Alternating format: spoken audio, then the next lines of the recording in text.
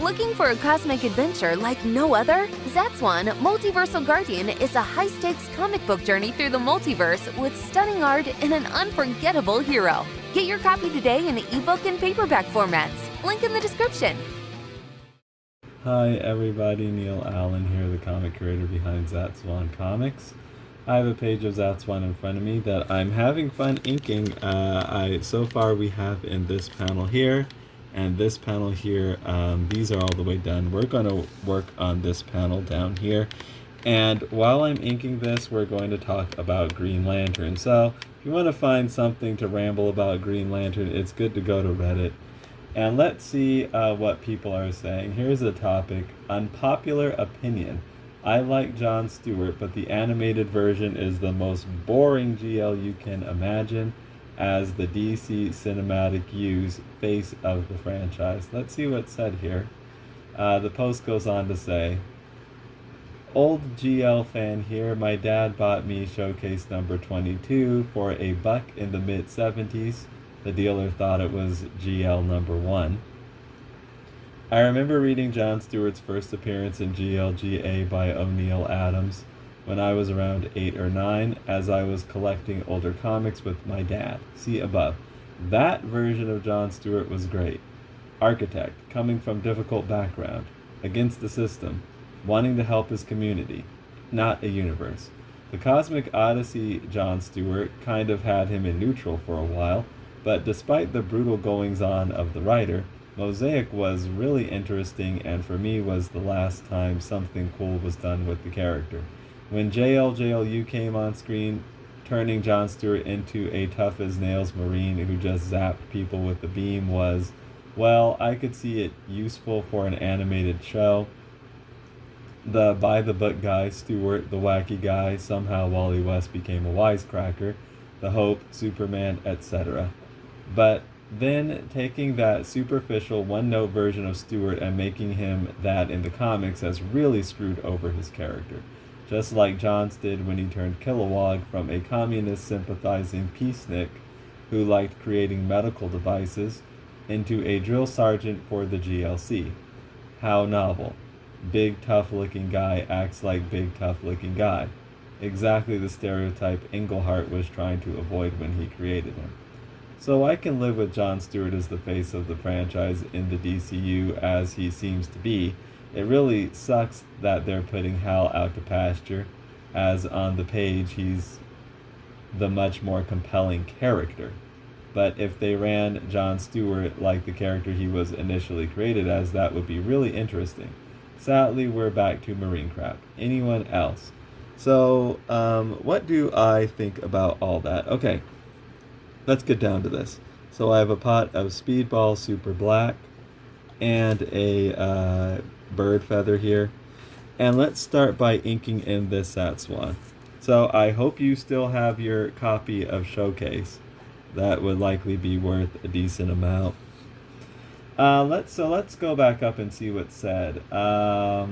Old GL fan here. I remember reading Stewart's. So there are different ways that we can approach this. We could approach this either at face value, or, which you know is probably like the safest way to do it, but or we can go the other way. I'm probably going to go the other way to start off with. So this isn't like something I haven't heard before, like John Stewart's boring, he's one note. Sometimes I question whether or not, I'm not at the best angle here, but I guess it's not so bad. You know, you kind of have to question whether or not people watched the show, because there was a lot more to John Stewart than he's a boring Marine who does things by the book. He showed quite a bit of range, I would say. Let's adjust this a bit on the show. For example, I could just pull off stuff from the top of my head. I don't have to go straight to his deep romance with Hot Girl. There's his fandom for the Justice Guild of America, for example. Just as an example of some of the range that he shows where he's not just this one-note kind of by-the-book Marine guy. That's not just a fair thing to say across the board. And the reason why I mentioned not taking things at face value is because you have to wonder, is there... I think some people, I'm not going to say the individual's like opinion is wrong, but what I will say is that sometimes people are predisposed to dislike something, and also to like something. So you say it's a shame they're putting Hal out to pasture. You say you're an old Green Lantern fan. And this, that you've been reading it for forever, and this and that.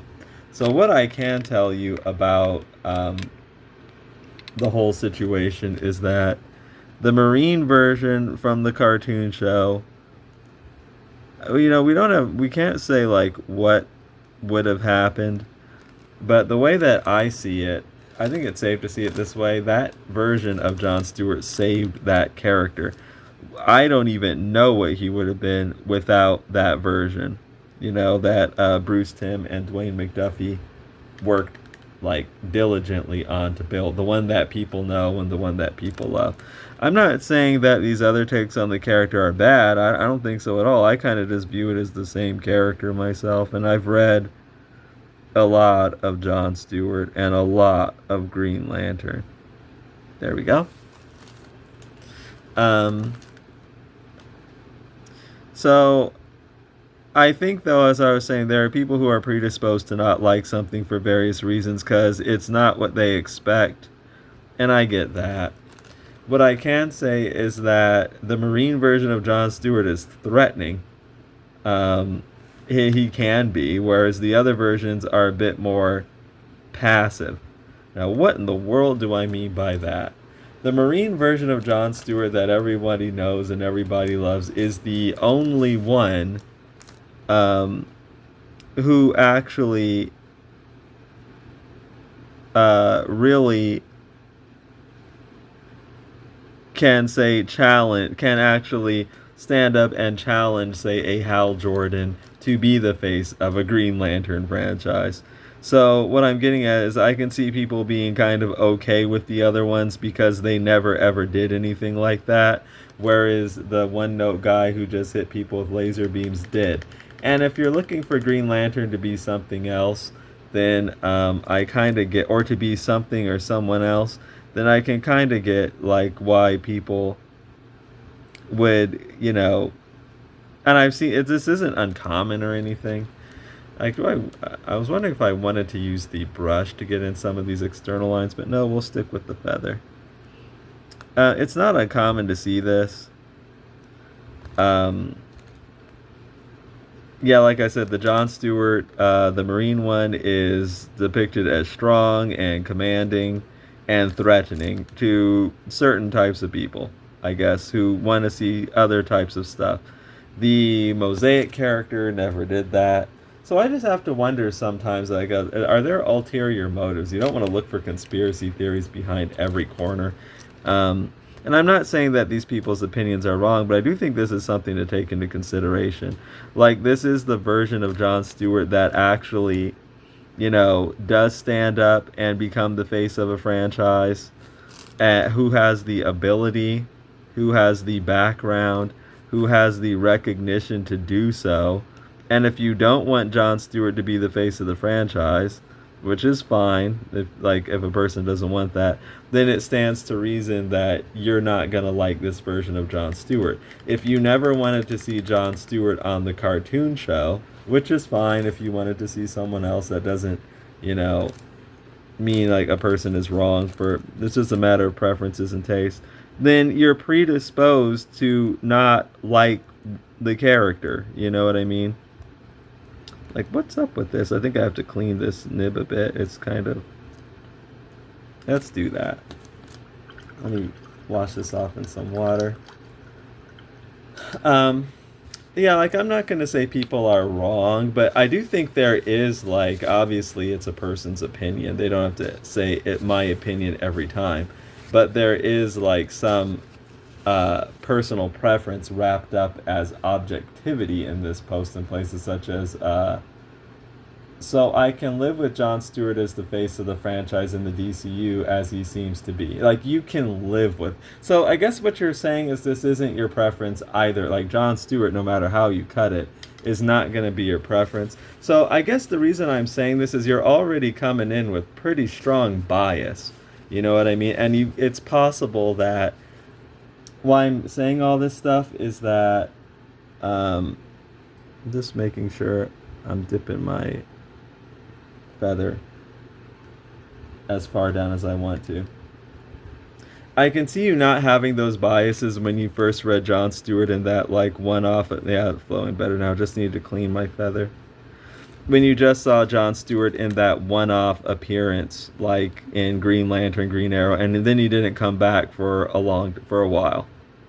You know, I can see you not having that bias when he's in like Mosaic, and you already got your Hal Jordan main Green Lantern book going. You get what I'm saying? He's safe. He's not threatening. I can see you not having that bias when... What else is he doing? I don't know. When he's like I don't know, like maybe in the Steve Englehart comics and the like Green Lantern Corps comics. Okay, but where does this bias start coming in now? Okay, there's no Hal Jordan around. There's a cartoon with the Green Lantern on it, and it's not Hal Jordan. It's John Stewart. Okay, now suddenly you have a problem with this take that everybody knows and everybody loves, and well, I won't say everybody because these people don't, but I'm kind of speaking, I'm exaggerating that somewhat. The most popular take on the character.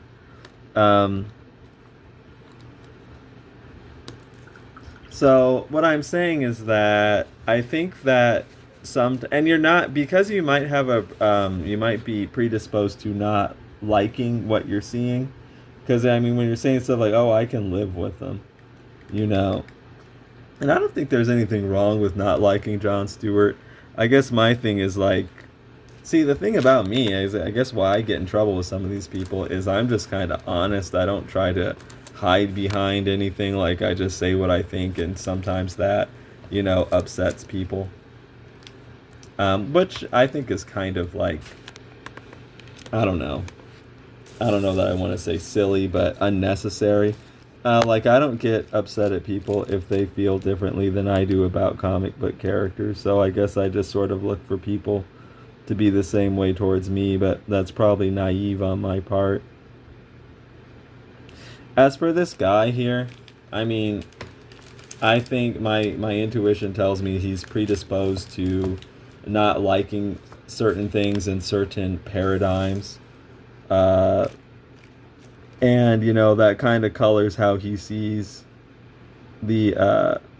stuff. He's not meeting the fiction where it is. He's kind of judging it based on, you know, preconceived biases he has. So you're not meeting Justice League like where it's at, I believe, because of preconceived biases. And you're not seeing the John Stewart character fully. You know, I think what you're seeing is colored by those biases, is what I would say. He was not this one-note boring character, though, I mean, of course, that is subjective, whether or not you find the character boring or not, but he showed quite a bit of range on the show, did quite a bit of things. It wasn't just all Marine all the time, just stoic all the time. That, like, people try to, I think, simplify him down to that, but it's just really not the case. He actually had some of the most emotional range out of any character on the show. I mentioned this before in another video, but I don't see how you can actually watch the ending of Star-Crossed when he's saying goodbye to Shiera on that cliff at Wayne Manor and say stuff like that. That he's a one-note character who is just like displays one kind of emotion, and that's being a hard-as-nails Marine. How can you do me a favor, actually, people? I mean, I'm not expecting to change people's mind, because I know I've mentioned this before. I think they are what they are. But go watch that. You can just pull it up on YouTube. Not hard to find. what, like, are you watching the same thing as me?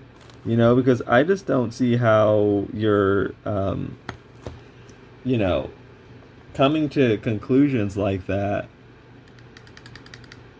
But again, well, what it is like, predisposed to not like something, and you know that's fair enough. Like if you want to see Hal Jordan, if that's your dude, yeah, okay.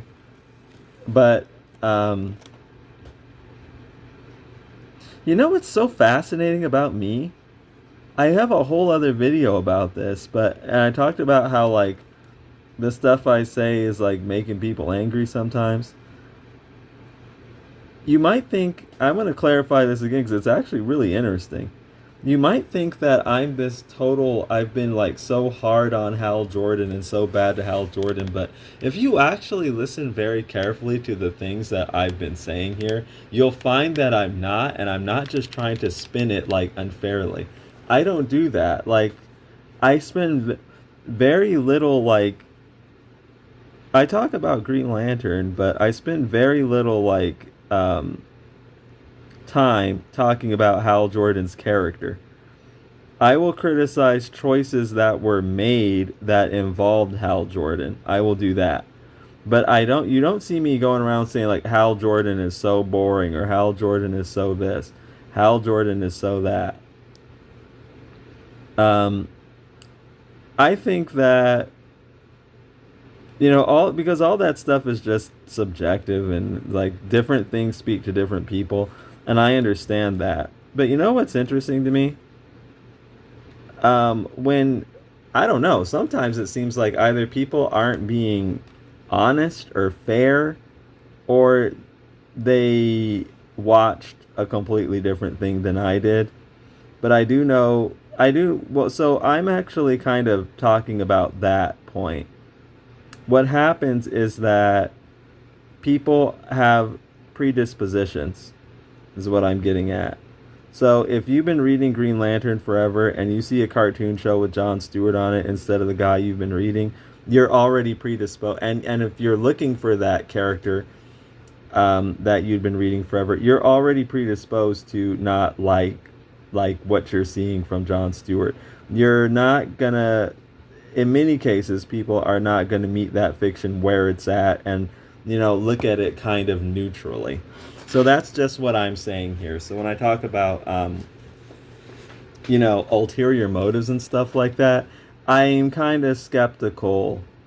You know, like, I don't think I'm, like, talking to a person who's, like, meeting this neutrally. I would be talking to a person who saw that John Stewart is the face of Green Lantern moving forward, and who cannot, because of you know just personal preferences and predisposition and stuff, like Hal Jordan to me is not the most more compelling character anywhere, like on the page or that's just my personal opinion, though. I don't spend too much time talking about that because you know that's just my personal opinion about a character. Somebody else can feel completely differently, and they do, and that's fine.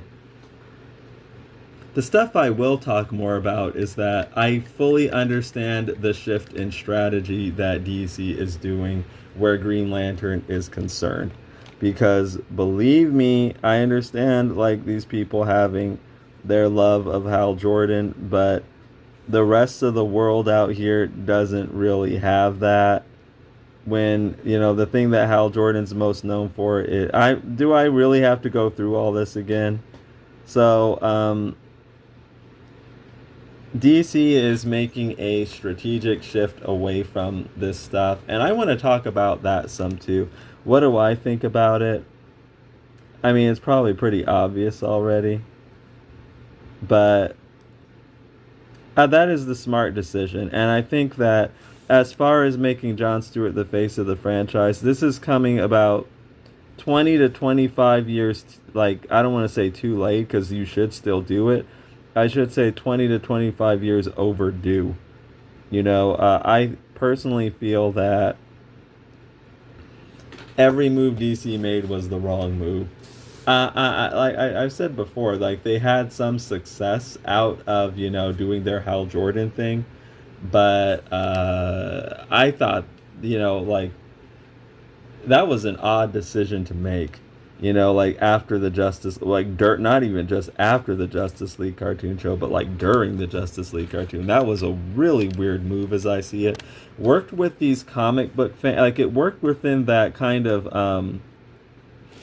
like sort of off to itself isolated comic book ecosystem, but it was like you're gonna get a reality check when you go out there with the general audience, which was John Stewart's playground, especially at that time.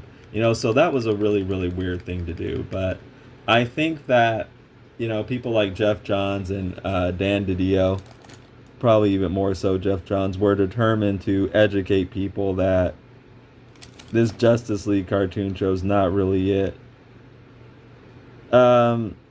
Like Hal Jordan's the main guy. Works with an audience that's already familiar with him.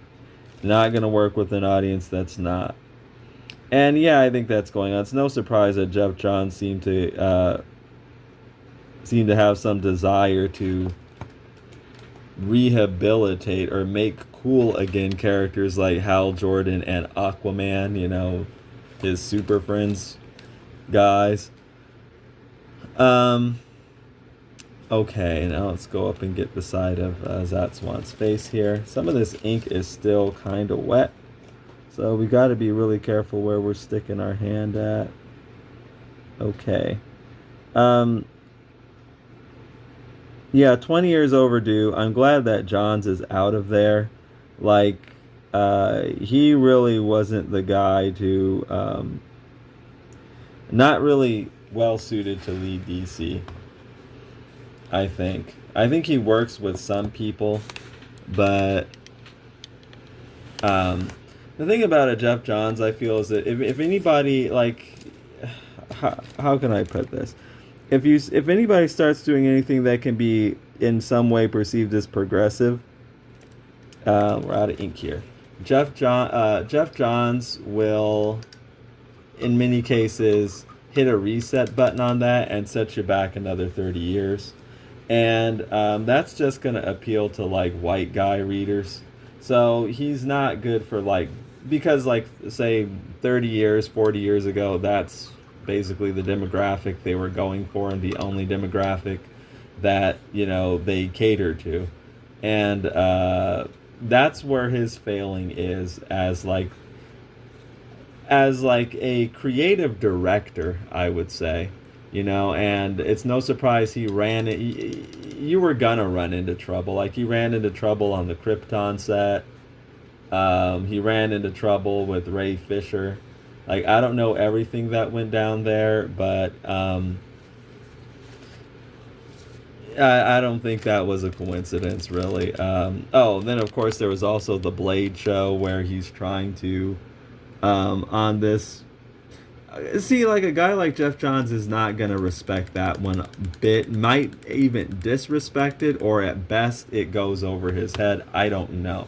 But you have an iconic black hero here who succeeds in film, and you want to set everything back another 40 years. Such as by making this character show about white people. And if you say that Johns didn't have any stroke in all of that, do you really think it's a coincidence that the main villain on the Blade show is named something like Marcus Van Sciver? Where did that come from, I wonder? So, a guy like that, and I know we're kind of veering off to a different course, this guy wasn't going to work out. Like, I knew that. You might work out in an insular comic book zone. I guess that's Jeff Johns' lane. But out there in, like entertainment, like Hollywood and stuff, and just managing a brands like that, you're gonna run into some problems, which of course he did. Oh, that's Palpatine. The tragedy of Jeff Johns, I don't know what his, like, title would be.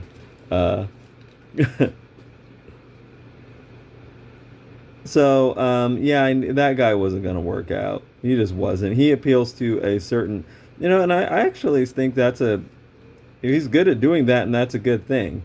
Appealing to that demographic, that's great. But if you're going to, like, be a creative director of a brand as big as DC, you gotta, like, have more range than that. You gotta have more consideration than that.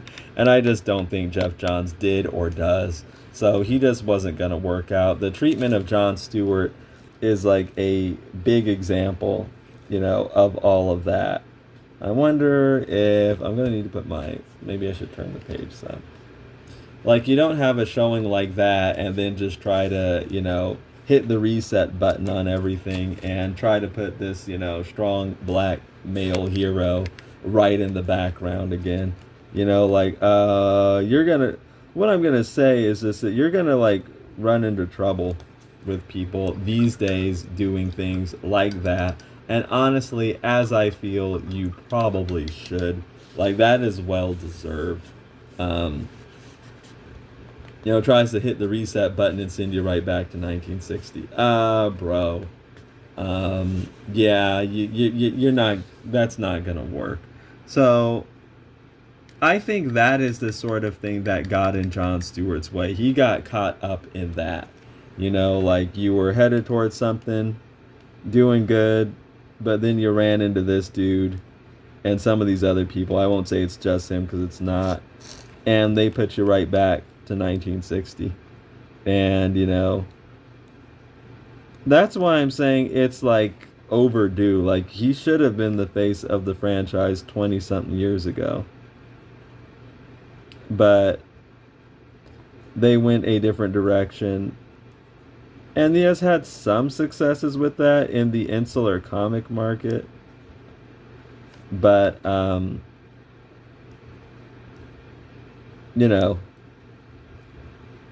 had the failures were catastrophic, I would say. Just focusing on some of this detail. I'll probably come in with a dip pen and get some of this. Let's just get some of these main lines in with the feather. I can get finer lines in with the dip pen. As for this, though, like, these people are kind of, this particular poster's predisposed to not liking, that version of John Stewart. The guy sounds like he's fine with John as long as John's, like, backgrounded some kind of way. The Marine version of John Stewart was a strong character who was the Green Lantern in the much beloved DC animated universe. And, there are some people who don't like that. Okay, so they don't like him. So they don't like that Marine version. Because he's not safe. He's, like, threatening. And I do think that is a thing, with John Stewart. I think, yeah, that is a thing. He is like a threatening character from a certain point of view. Which is why I guess he gets sent back, like, when like, the opportunity arises, somebody does something about that and sends him back to 1960.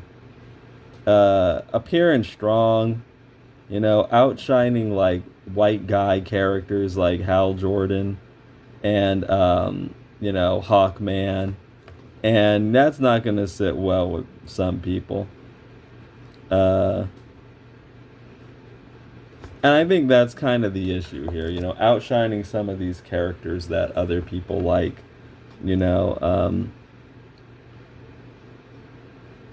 okay. Like, beating them at their own game, you know what I mean? Like, Hal Jordan's supposed to be this ultimate Green Lantern, but somehow you're outshined by this guy who apparently never gets any focus and does anything. Like, Hawkman, you're supposed to be, like, you say your main thing's, like, Hawkman with Hawk Girl, yet why does everybody want to see, apparently, your main squeeze with this other guy? And the thing is, it's not like, this is why the character is threatening, because that stuff actually works. It's not like, something that didn't work and that nobody likes. It's like, that's like what people actually want to see. So he's a very, very, very threatening character to a certain type of comic book fan. Let's just get in some of these lines here.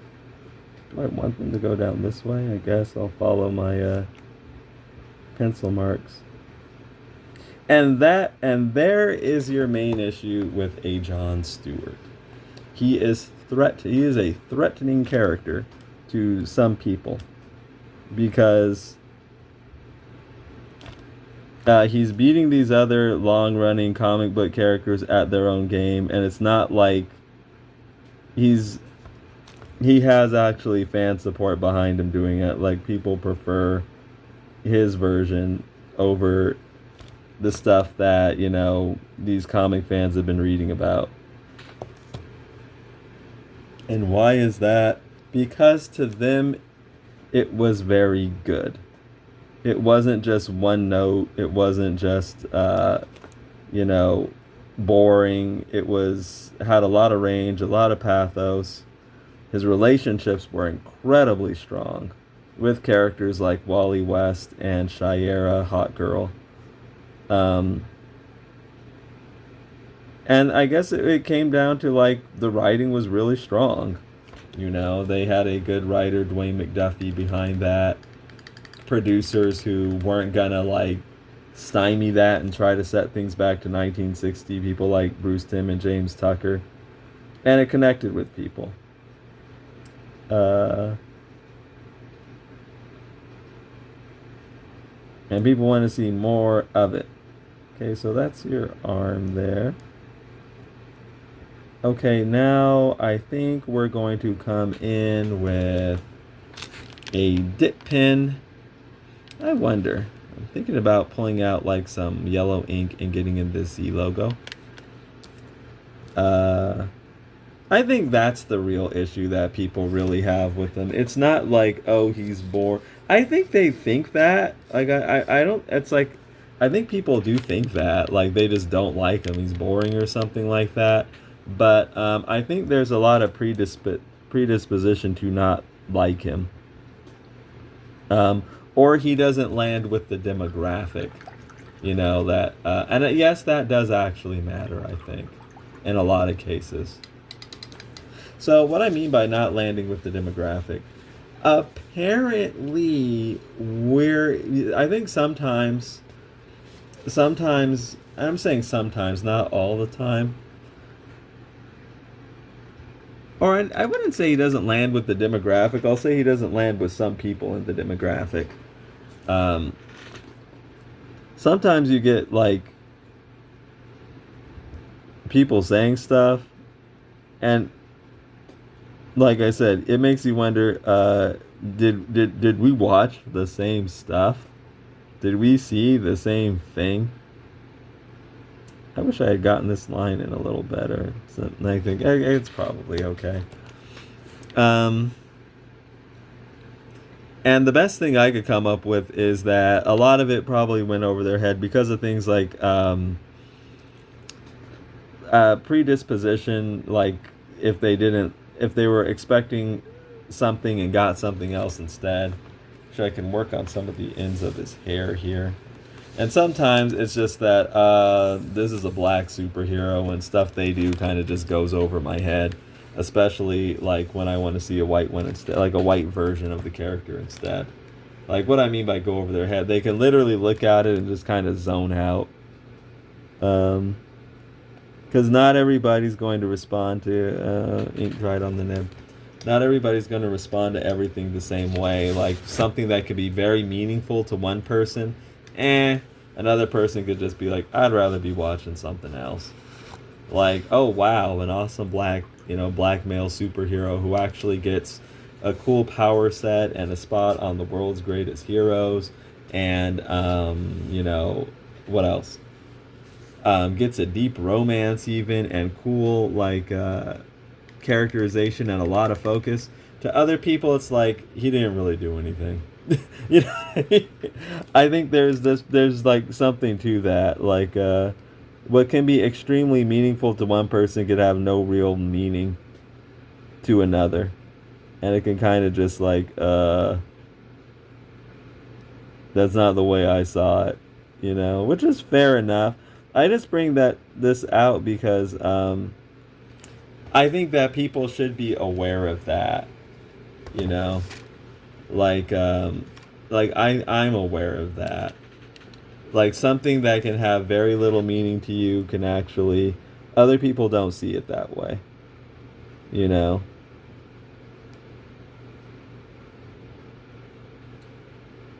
About like just, oh, he uses laser beams. I could see why that could matter to people. But to me, it's like well, this is gonna sound silly, or maybe it will be. I like laser beams actually.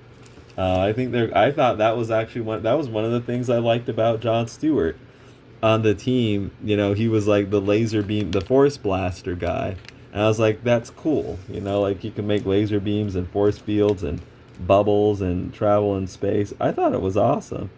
I didn't need a Stegosaurus, you know.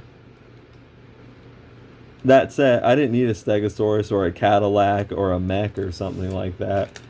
That said, yeah, I get it that people like, if that like makes a big difference with people. It just doesn't matter as much to everything. Either what they were seeing was stimulating enough. In my case, in my case, both of these were true. What they were seeing was stimulating enough that they liked it. Like I said, I like laser beams and I like bubbles and I like force fields. But even at least just as important and possibly even more important, it was the other stuff that was the big draw too. The character work, the relationships, the personality, the things like that. That made a big difference with like how people responded to the character. But as I said earlier, it's all subjective. So, okay, I think we're done with the quill feather. I'm going to bring out my red feather dip pen. We can get kind of smaller lines in here, and I want to get in all this detail. Then, last but certainly not least, we'll go up and work on Zatswan's face here. We also have an Alakazona like next to him. And I don't know if we'll get around to inking her, and it depends on like how long this ramble goes on. But yeah, that's how I would sum that up. People have predispositions, and that's just human, that's just normal. So what do I think about John Stewart becoming the face of Green Lantern, and how would I handle this, and what would I do? Okay, so let me turn this actually. When you're inking, I've said this before in other videos, when you're inking, it's like wise to turn the page various ways. So a couple reasons. So you can get like the best angle for a stroke for one thing, which I am not getting actually. I want it really turned this way, but also so you don't put your hand in like ink that's drying. You gotta watch out for that, definitely. So what would I do, or what do I think about John like becoming the face of Green Lantern? 20 to 25 years or whatever, however long it's been, overdue. I'll just say 20 years overdue. You should have been the face of Green Lantern ages ago. I've always thought that. I was never wrong. I've been right this whole time. Like, people try to act like you're crazy or something like that, but no, you're the crazy one. We've seen what the Hal Jordan version looks like, and it was like horrendous. All those moves that DC made were completely wrong. Like, they went the wrong way, like every which way.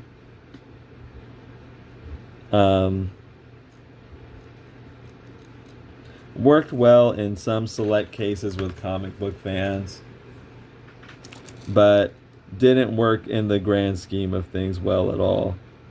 It was like catastrophe level. As far as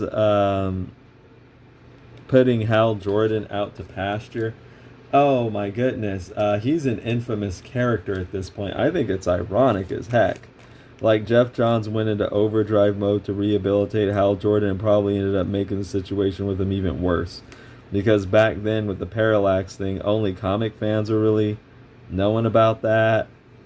But now when people, like, when or if they think of Hal Jordan, what do you think they're going to think of? Obviously that infamous movie. You know, and Ryan Reynolds is definitely milked that, which I get. He wants to take the heat. It's kind of a self-deprecating joke, and also to take the heat off of him, you know, for his role in the whole thing. So he actually played his cards pretty wisely, considering the situation. But it's done no favors to Hal Jordan. Like, Ryan Reynolds keeps making jabs at Green Lantern, you know, the character he played in that 2011 film. Yeah, people are gonna think of that. Okay, so when you look at this situation, there is a Green Lantern that has mass appeal and has worked in that capacity, that they for some reason decided to sideline to do all that Hal Jordan stuff. And also he has nothing to do with, no connection with that 2011 film. Plus, everybody or many people already know him, and he's distinct enough to where they know he was not the guy on the film. He's like a totally different thing. Furthermore, a lot of people wanted to see him anyway. When you just put all this stuff together, yeah, you kind of like have to like make John Stewart the face of Green Lantern. But as I said, they should have done that 20 something years ago. But people like Jeff Johns, I was unfortunate, I think, in the long run. People like Jeff Johns wanted to do what they wanted to do, and well, I think it's poetic justice. Like, they suffered for it. Jeff Johns is out of there. He lasted a long time, though. I mean, I guess from a certain point of view, he had a good long run. But he got booted out. You know, I don't know what was going on behind the scenes, but I wonder if his trying to be a savior to Hal Jordan had anything to do with that. See, he did write a Green Lantern Corps script. You know, DC just didn't go with it. And of course, it was what I think at that point he had to have John Stewart. So he did what some of these Hal Jordan fans want. It's like, okay, well, we can do a Hal Jordan and John Stewart buddy thing where they're kind of equals, and that didn't fly. I guess we're getting something like that, but I don't think Hal Jordan and John Stewart are equals. I think basically Hal Jordan will be Obi-Wan Kenobi'd out of there. Either that or Parallax. I'm kind of hoping for Parallax. Whoop.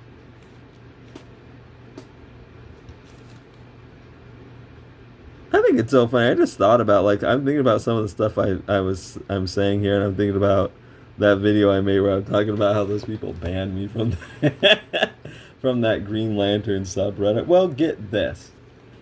What DC is doing is a strategic, brand restructuring. That's what this is. And they're not going to like it. Like, a lot of the stuff that's going to come, I think they're not going to like it. And it's already kind of been going on. Like, you saw things like Beware My Power and The Crisis on Infinite Earths.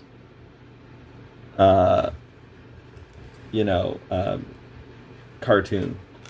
And you were already seeing things like then, like Razor Colin John, the greatest Green Lantern, bringing back like the Green Lantern and John Stewart romance, which was verboten for a long time, kind of showing that John Stewart and Shiera were the heart of the DC animated universe, along with Batman the animated universe.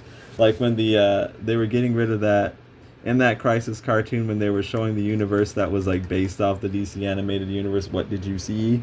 John Stewart and Hot Girl sharing a kiss. You know, like, you're already seeing it, you know, the restructuring of the brand restructuring, I mean.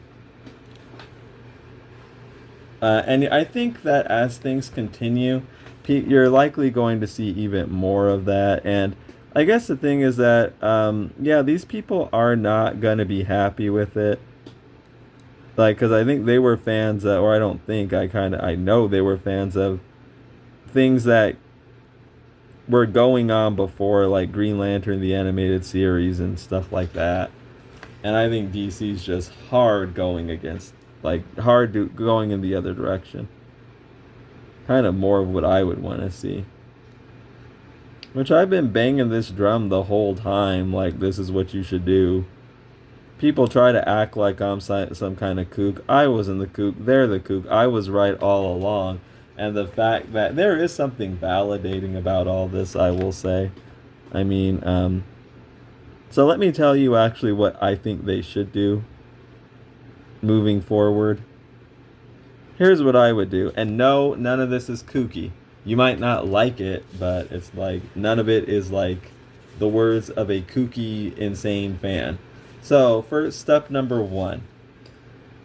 I am not going to cancel my adventures with Green Lantern, but we're going to pause that and I'm going to completely restructure it. You'll keep that, but it's being completely restructured. That show will star John Stewart and Shiera, Thal, Hawk Girl. Okay, so what I'm going to tell you is this. This Green Lantern brand, I'm going to get a firm, iron-fisted control. Like, I'm going to be very firm-handed with that.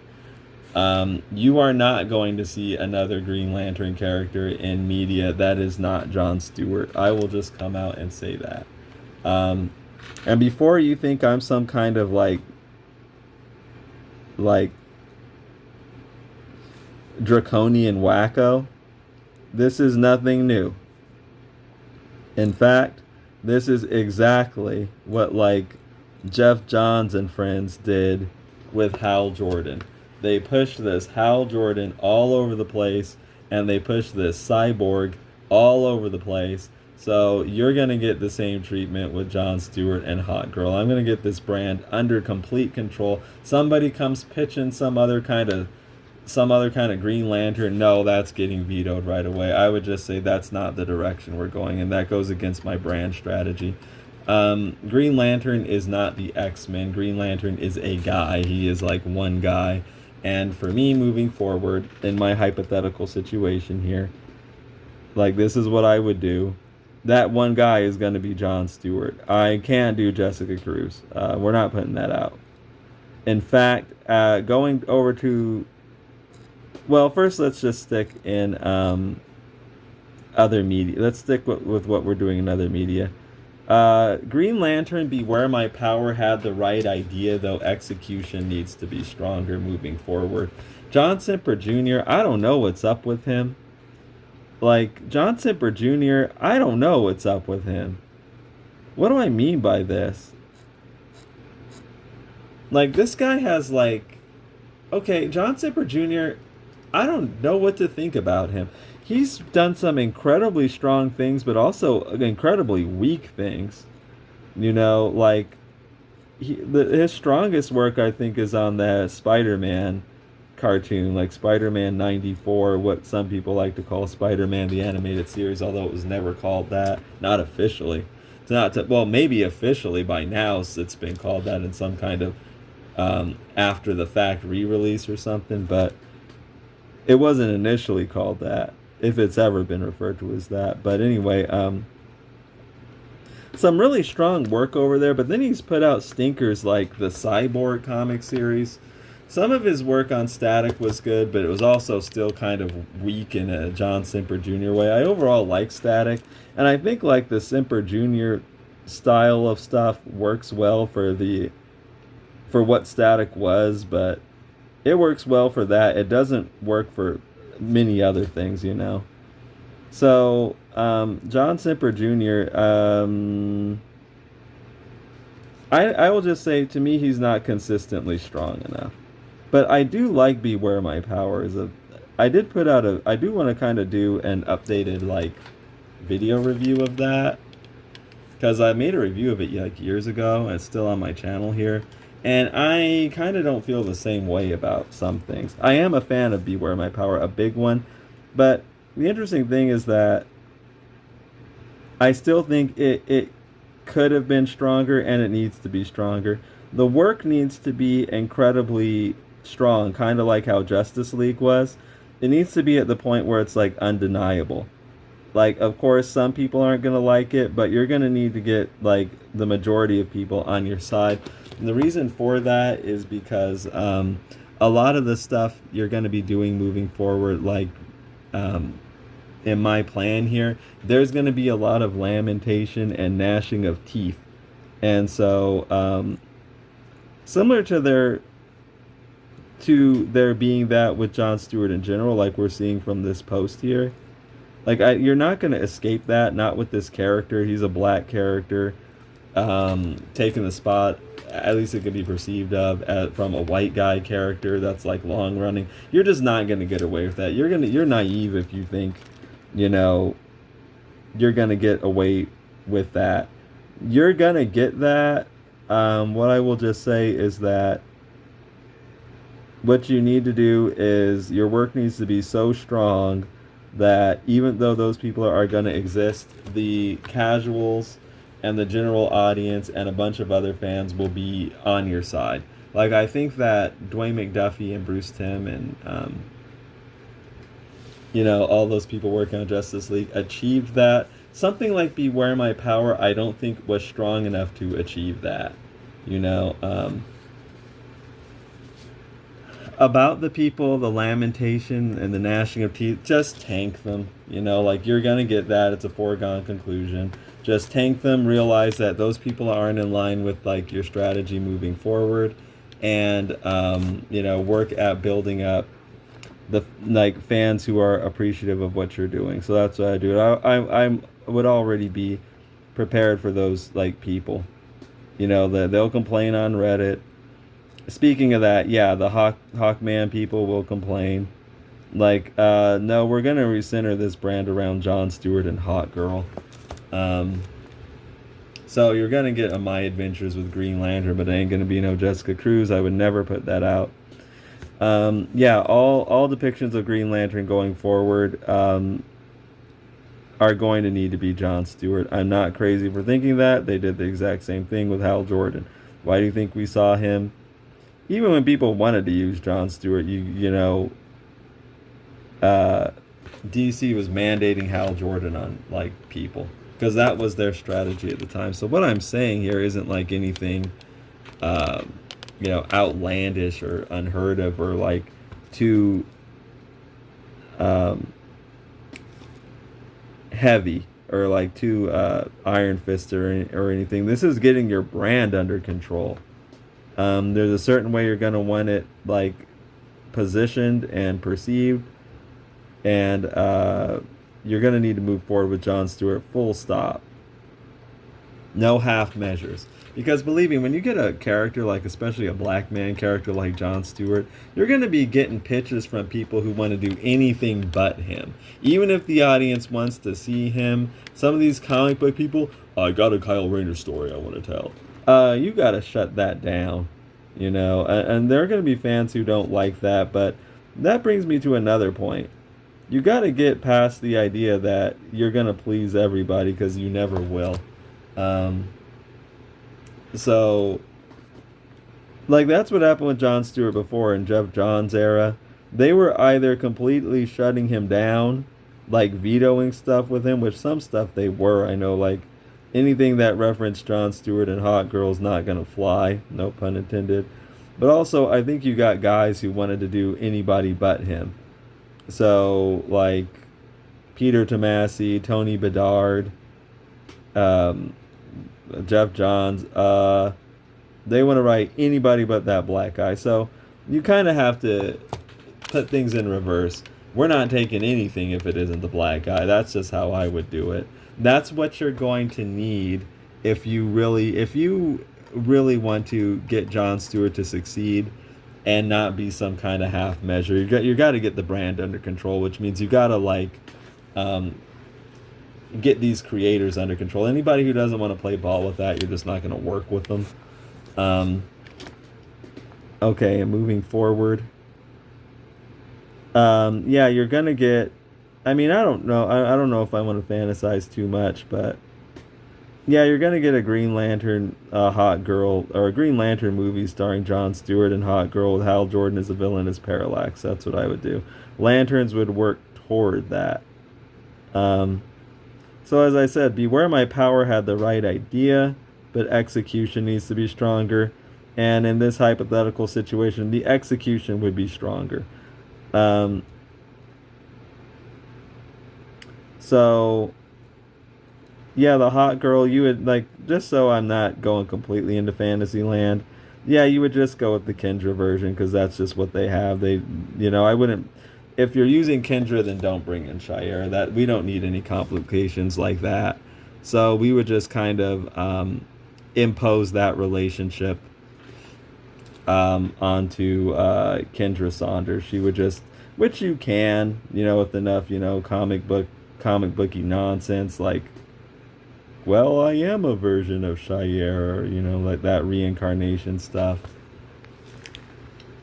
Yeah, it would just be John Stewart and Hawkgirl. I wouldn't include Green Arrow, like how Beware My Power did. And it wouldn't be the exact same story, of course, like that. Let's get some cross-hatching in here to, like, darken things up. But we're getting in Zatswan pretty good, huh? We'll work in the face last.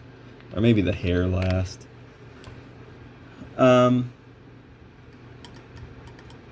But yeah, now going over to so you're gonna get a Green Lantern and Hot Girl film, or a Green Lantern film with Hot Girl, and also a cartoon show with the same characters.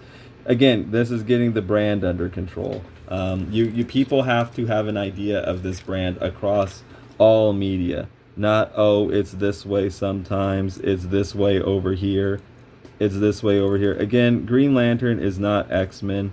I'm not gonna treat it that way. Green Lantern is a guy.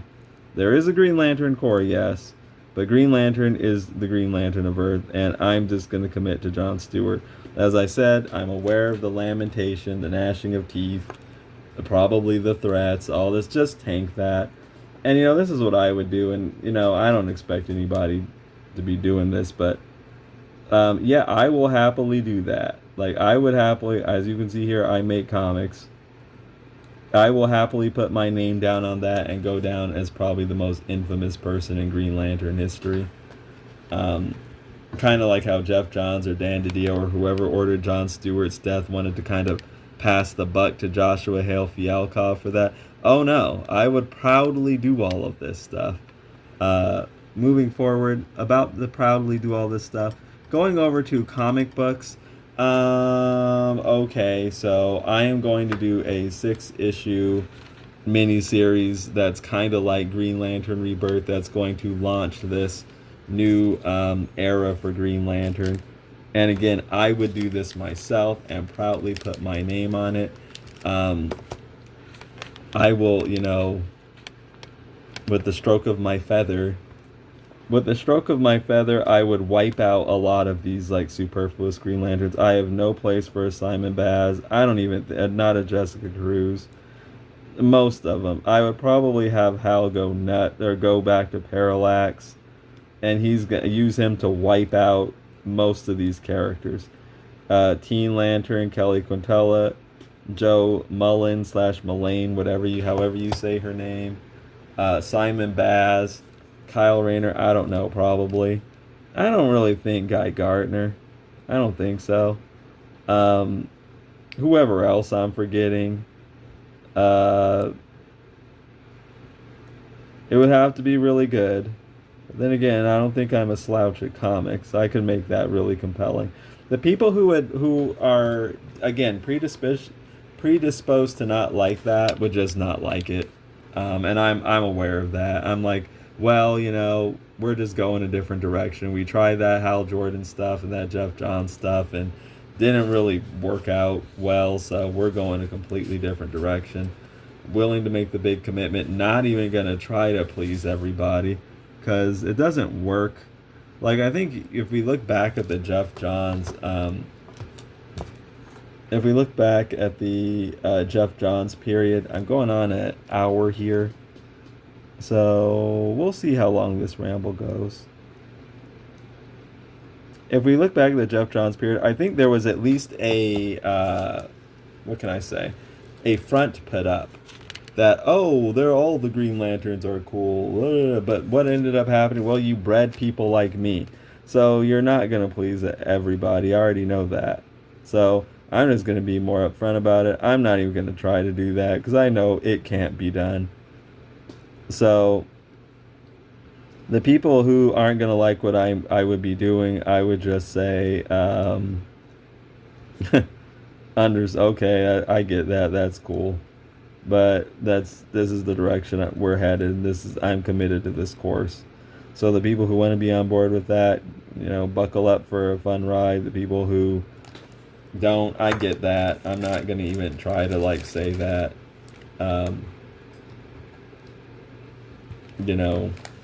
Give it it's just understandable, if you don't like it.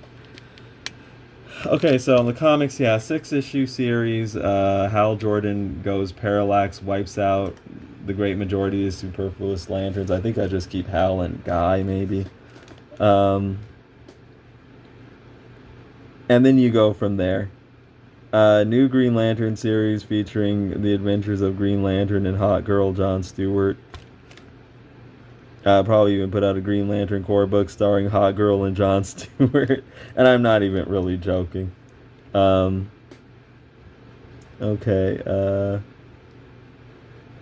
And again, this is about getting this crazy brand under control. It's way out of control as I see it. And this has to be consistent across the board.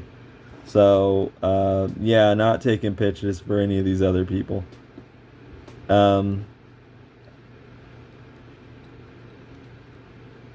Okay, and let's see what else would happen as far as the stories in the also build towards an event, again, you guessed it, starring Hot Girl and John Stewart at the center of it, a big DC event. Build towards that.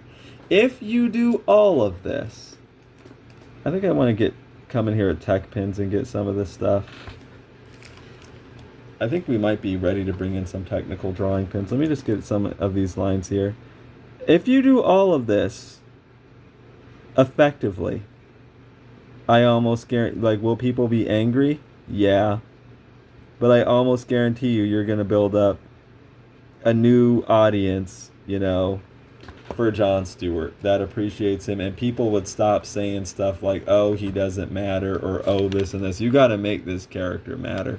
It's kind of what I'm getting at. And to do that, you have to kind of do what I'm suggesting here. You have to fully commit to this character. That's all I'm doing with this kind of hypothetical, strategy I'm laying out of what I would do. This is just fully committing to the character, which is what the character needs. DC was willing to do that for Hal Jordan. They weren't really willing to do that for Cyborg, but they were still kind of acting like they were. You have to do that. You have to kind of go all the way with John Stewart. Okay, now let's come in with some technical drawing pens. I'm going to bring in a Kohinoor rapidograph. Let's start with this size here, my yellow one, 0.30. Actually, this will ensure that our pin starts up good. Okay. Well, hopefully it ensures it. I guess it will help it. That's probably a better way of putting it. So this is how I would handle the Green Lantern brand. This stuff where it's just all over the place and it's no, I don't see this as this is not a strength. It's just not. That's why step number 1, we're gonna have to restructure my adventures with Green Lantern. We can't put that out. That's how I would do it. That's against my brand strategy. Let's see. And you just have to stick with it and be consistent and do good work. As I said, a lot of people won't like what you're doing if you follow this course. Well, some people won't, but if you do good work, you'll get you'll find your audience. And that's more or less like what Jeff Johns and those guys did, except they had a different strategy. Or actually, the strategy wasn't all that different. They just focused it on a different character. Um, and they stayed consistent with it for years, and they built up this, this fan base that is going on now that's going to be in the lamentation phase pretty soon, or kind of already is. So yeah, you can do that with John Stewart, and this is essentially what you would need to do to get that for John Stewart, and you have to put out good work, of course. So it kind of goes without saying, but yeah, your stuff's going to need to be good. This was pretty long Green Lantern ramble. Started off with that guy's comment and what I thought about it, and then just kind of veered into, well, what would I do to like make John Stewart? Well, what would I do with John Stewart as the face of the brand? Mostly, a lot of it would be centering it on actual John Stewart with his love interest, hot girl, and getting rid of a lot of these other characters. I would just kill him, like with Parallax, and that's what I'd use with Hal Jordan. He's a pretty tainted character, like it or not, you know what I mean? And so Parallax, going that route with him. None of this stuff that I'm saying is like crazy. Like I said, I am not a kook. But I do recognize like some people, like Jeff Johns fans, won't like it. Well, you're not looking to like court those people. You tried that already. And it's not going to be good for the brand to keep like, let me get another rapidograph. I want to get in more detail. I want to get a little bit of a bigger one. It's not good to keep doing that because you don't want to keep reminding audiences of this stuff that they've already kind of rejected. Now, I doubt it. I'm almost positive they won't do that. I'm going to have to like move some files over to my phone because my thing just shut off. I think it'll let me record for another 10 minutes and then it's just not gonna, it'll just turn on and shut back off again. Okay, so let's see what I can do. Like, will I finish up this? I don't know. We can see. But in case that comes to it, then I will just like move the files over to my, did I say move it over to my phone? I meant move the files off of my phone and over to, I have like a couple external hard drives. So I'm not hurting for space, not yet. Okay, let's get in some detail on Zatswan too. So what was I saying before I was interrupted? Will DC actually do this? I don't think they'll go with Scorched Earth as I'm saying they should. A systematic dismantling of a lot of that stuff that Jeff Johns put in place, that's what I would do. You have grounds to do it because, I mean, after the disasters like the Green Lantern cartoon show and the film, which was based off of his stuff, you have grounds to do that. And I would just take advantage, like, okay, we're doing that. So what else? Emotional spectrum. That corny thing. That's definitely, I'd have Parallax wipe it out. Like all the entities he would destroy them or eat them or something. I'd have to actually sit down and plot the thing out. But it would be kind of ironic to have, or kind of interesting to have Hal Jordan be the one behind destroying all of this stuff. And then after that, I would just probably keep Parallax around as a villain because I think he's a really strong villain. I don't think I would like get rid of him or kill him.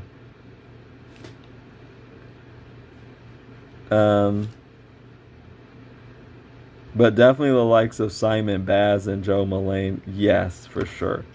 No room for those characters. No reason to have them. So that is actually how I would handle the Green Lantern brand. if you're consistent with it, and if your work is strong enough, it'll work. Not everybody will be happy, but eventually you'll pull in enough people to where the complainers will just get, you know, they'll just get, you can just kind of, what's the word term I'm thinking of? They'll be drowned out. Just people will be enjoying what you are putting forward. Like, that actually does work. It worked with the Jeff Johns thing. It worked with the Kyle Rayner era. Like, the type of thing that I'm suggesting here, it's not like no one's ever done anything quite like it. They have before, when they wanted to completely shift strategies with the brand. So what I'm saying is that the brand needs another, like, tectonic shift like that, where it is kind of, you're doing completely different stuff with it. Now, like I said, if you're consistent and if your work is good enough, then it'll work out. I've heard people say stuff like, I guarantee you if John Stewart is made the face of this, it will not work. I guarantee you that if John Stewart's made the face of this, it'll work better than stuff like the 2011 Green Lantern film. I guarantee you if there was a Green Lantern cartoon show that focused on John Stewart and Hot Girl, it would probably do better. I know I just said guarantee and probably, but I will just go probably do better than Green Lantern the animated series did. So I mean, that stuff doesn't hold any water. I mean, people trying to act like Hal Jordan is hot crap, but I mean, to them, yeah, but the rest of the world, no. So it's not like John Stewart, focusing on him, you stand no chance of success, and the only way to go is Hal Jordan. That's my only. Let's see what our Zatswan looks like. Hey, he's not looking half bad, huh? He's not to me. I actually do want to get some lines in here. That's my only reason for pointing that out. It's like, whatever you do is likely to do better than what they did with Hal Jordan. So I think that's not the way to think of that. Okay. And let's get in some more details here using this Kohinoor Rapidograph technical drawing pen. Let's see. And then we'll go up and do work on the face of Zatswan. And I'll probably need to move files over to make room for some space, because I think I'm just going to continue going. Let me pull out a bigger rapidograph. I think I'm going to continue going until continue this video until I'm done working on my Zatswan here. If I need to, I'll just find, we could look for other Green Lantern posts and I can tell you what I think about them. Here's a big rapidograph. We're going to add quite a bit of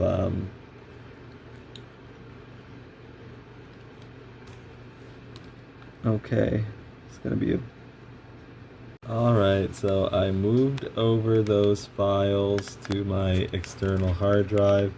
That took some time because the files are ginormous, these video files. And then I was hungry, so I got a bowl of cereal, honey bunches of oats, and a banana. So I ate two, and now I'm finally back to this, and now I'm hungry. We're gonna take some rotring isograph pins. This is my makeshift humidifier. I keep them in. Actually, do I want those just yet? I was gonna go in and work on his face. I think yeah, since that's what I was gonna do, I'll go ahead and do it. This is my smallest technical pin, 0.10 rotring isograph, 0.10 millimeter line. So anyway, getting back to what I was talking about, as I was moving the files over, I did listen back to a little bit of what I was saying, and I have to take something back a little bit. I said that I didn't think that, I thought it was very unlikely that DC would go as scorched earth, as like I'm suggesting, as far as scorched earth and concerns to, their current strategy with Green Lantern. Okay, they very well might, or because like what got me thinking like no, that's not quite right, is they did do Beware My Power. I mean, that was pretty scorched earth, like making Hal Jordan parallax, having him then just die as a villain. Okay, so let me get this isograph ready. Okay, let's go in and work on Zatswan's face here. Let me get the light shining a little bit over that way more. So it's possible that they could. And then I was looking up some more stuff, some more comments about, that poster that came out, that ad for the Lanterns TV series that says only one can wear the ring. And I was just, looking up more comments on what people were saying about that, like, why can't we have all these characters, like all the Green Lanterns from Earth? There are dozens of them. Yeah, that's just not a good idea as I see it. So let me explain that. Like, only one can wear the ring, like I was saying in a previous video I made. That sounds really good to me. So let me explain that. What am I doing? Or what's my thinking behind that? Is it just I'm being ultra pro John Stewart? Kind of. Like, I won't deny that that's in there, but I really do not like the paradigm that DC has for Green Lantern. And I really do believe it's very detrimental for this brand in general. Like this free-for-all where you don't know what to expect from it. When someone says, oh, there's a Green Lantern thing coming out, the first question that is on everybody's mind, which Green Lantern are they using? You don't know. Okay, this is not good. That is just, to me, objectively not good. This mystery, when someone says Green Lantern, it's this mystery on what it's gonna be like, what it's gonna look like. That's bad for your brand. Your brand has no consistency like that, and I just see it's actually legitimately a bad thing. It's not just about John Stewart. I think your brand is just, you have a lot of brand confusion about that, and some of these measures that I've been suggesting, I'm sure they sound extreme to some people, but I mean, I don't really think they are. But even if they are, sometimes you do have to do extreme stuff, to get your brand back on track and back under control. So, like I say, I don't make any apologies for the stuff I say. It'll make some people upset or mad. I saw another comment on Reddit kind of recently where someone was saying, what were they saying? Was it something about, it was about how this Reddit poster thought that people who, as they say, glaze the DCAU are arrogant and entitled, especially about Green Lantern. I wonder if they were talking about me.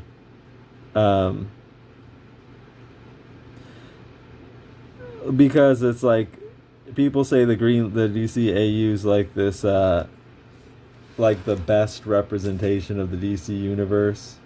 That corner here, I didn't get that as good as I would have liked to, but we'll just go with it.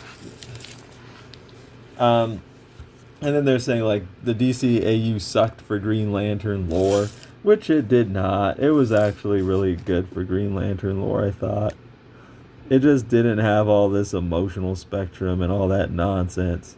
Okay, you know why I want to go with this scorched earth plan? You got to get people away from thinking Green Lantern is just this Jeff Johns thing.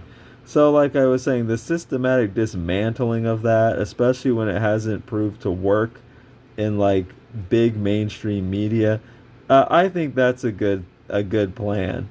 I'm not gonna, some people might think it's reductive, but there's a lot of negative feelings associated with all of that stuff, because like the biggest example of all of it, I would say, is the Green Lantern movie. This stuff's not penciled in that well. I don't want to get his mouth wrong. So it is like there is a reason to do that, as I see it. Probably could have got that mouth in a little bit better. Some of the pencils just were penciled in very, very lightly. I should have probably consulted my sketch. But I think we can make it work.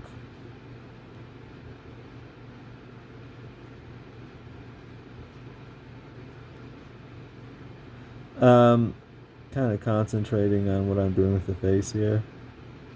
Using this little isograph. Really good for details here. You definitely don't want to mess up Zatswan's face. So, what was I talking about though? Oh, the DC animated universe. And yeah, I think that there is good reason to go hard, like against that stuff.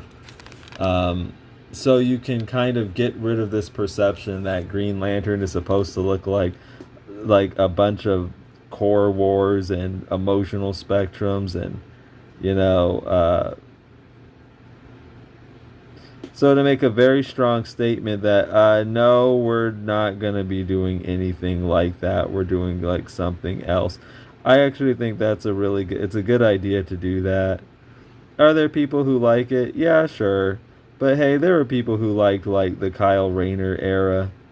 There were people who liked Justice League and Justice League Unlimited. And these people had like no problem going against that stuff. You know what I mean? So this idea that Green Lantern has to look like a Jeff Johns comic, that's got to go. And it seems like unless you do like something that is like that kind of drastic, then a lot of these people are still going to just keep, to that stuff's credit, because it's been like that for so long now, they're just going to keep going back to that like emotional spectrum. Because I guess it's an easy thing to go back to. It did have like quite a bit of success in comic books. That success just never translated to anything else. Definitely not like movies or cartoons or anything like that. Maybe they did sell like more t-shirts and toys. Okay, now let's get in some shading up here and around here. I'm not sold on what I did with that mouth on Zatswan. Just because, like I was saying, it wasn't penciled in good. Like, it was too light. I couldn't, like, follow my pencils good enough. But I'll go back and take a look at it and make any corrections. I'm kind of cleaning up a couple of lines on the hair here. Just getting the lines a bit more even and bold. Or, not less bumpy, I should say. These are lines I think I put in with the bird feather.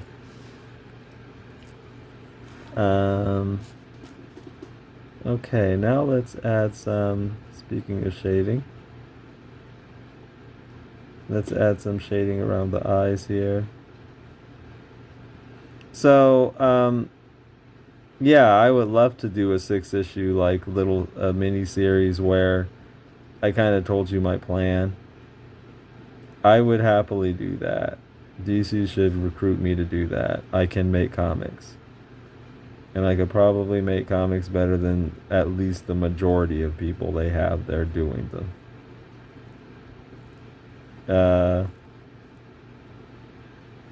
Okay.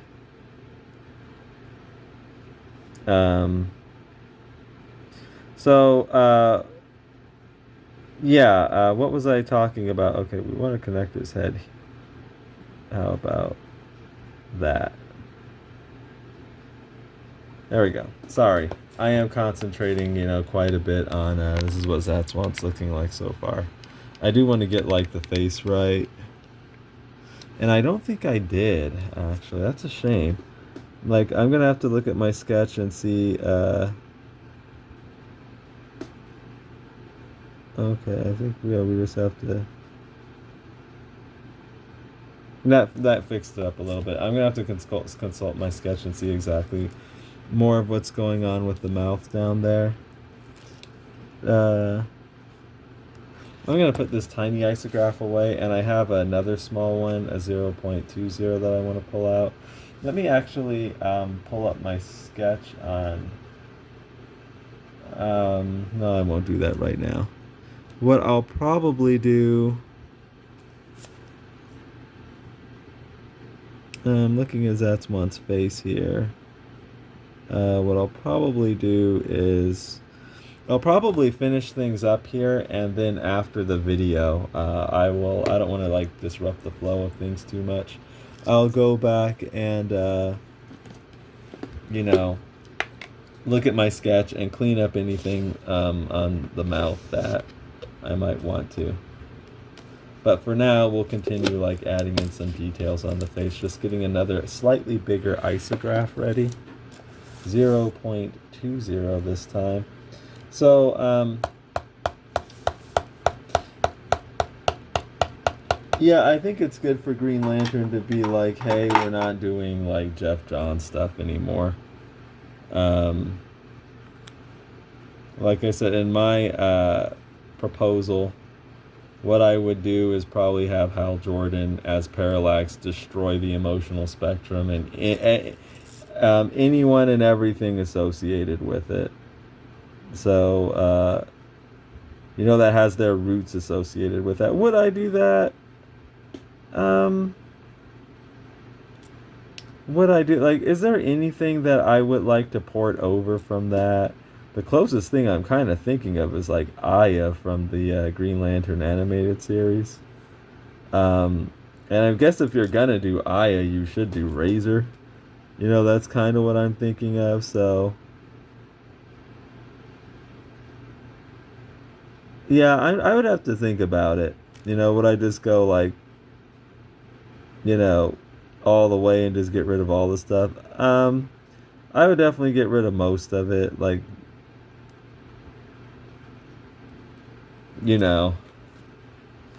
most of those characters and stuff, like, sorry, Saint Walker.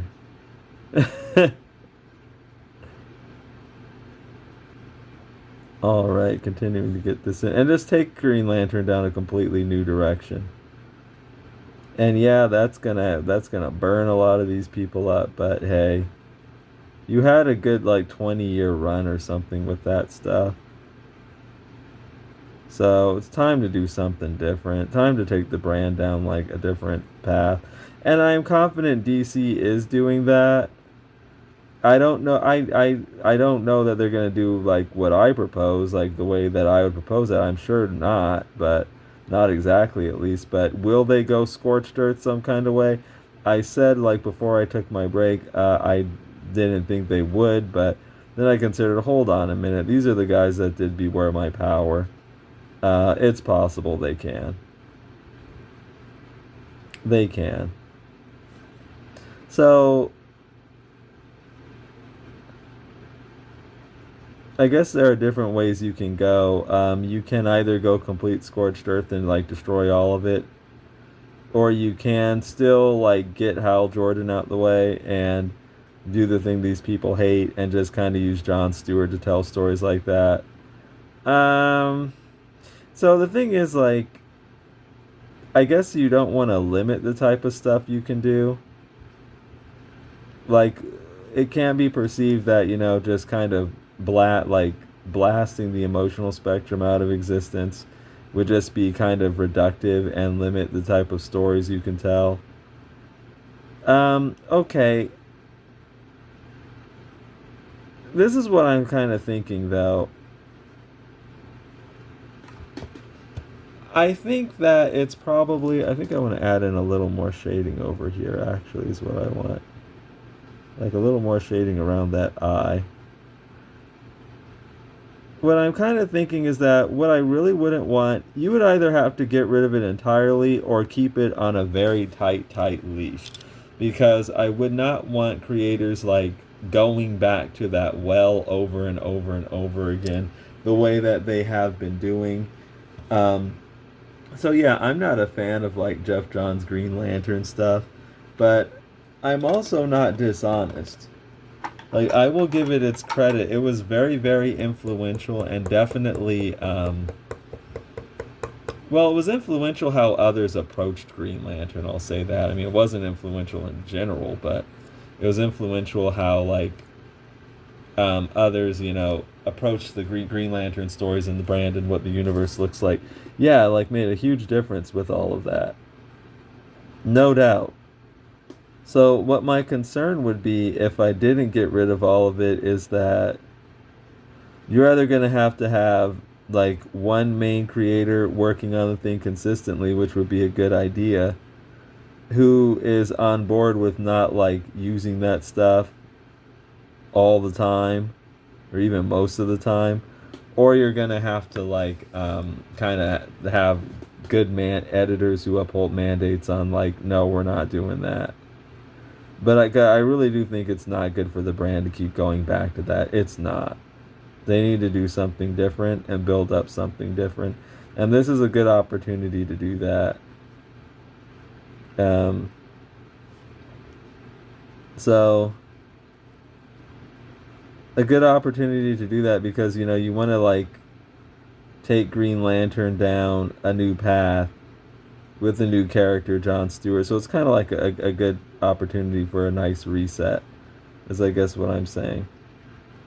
I'm going to bolden up some things around here. Just adding in some details.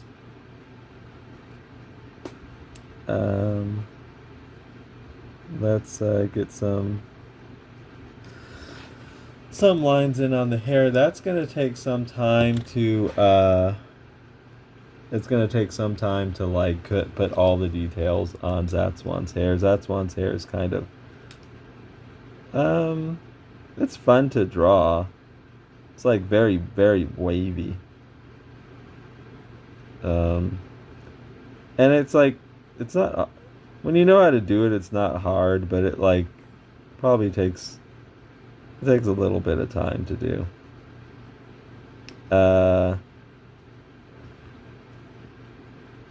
Yeah, I'm not sure about like what my instinct is to just get the emotional spectrum completely out the way. But is there like any worth in there that I really don't like the idea of that, like this whale like in the central power battery. I think that's stupid. I've given it its credit some, like okay, some of the designs are decent. Like Bleeze is an interesting design. She was created by Shane Davis, right?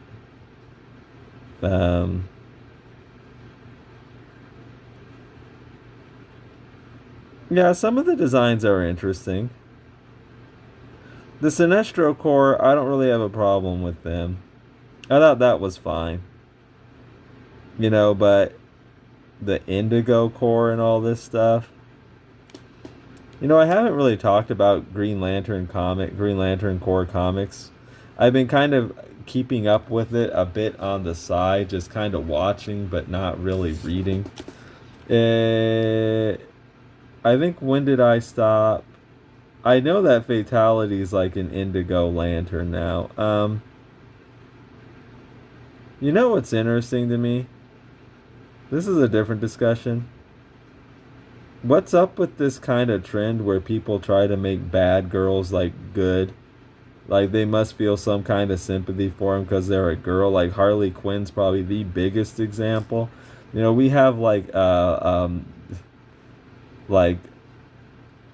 how many people has she killed? Like, and people could say like, well, she joins the Suicide Squad and serves her time and gives back her debt. I don't know. That's like kind of a cop out. So this doesn't tend to happen to male villains that much is kind of what I'm getting at. But this idea of like oh, this woman was like, she was going through a tough time. This woman's killing people, you know. Even if, like, no, there's not much redeeming quality for Fatality. I think Fatality's a cool character, but I kind of see this like you see people do this stuff with like Poison Ivy and Catwoman and Harley Quinn's a big one. Who else? I mean, this isn't uncommon at all. Um, so I'm sure there are plenty examples out there somewhere of like villainous like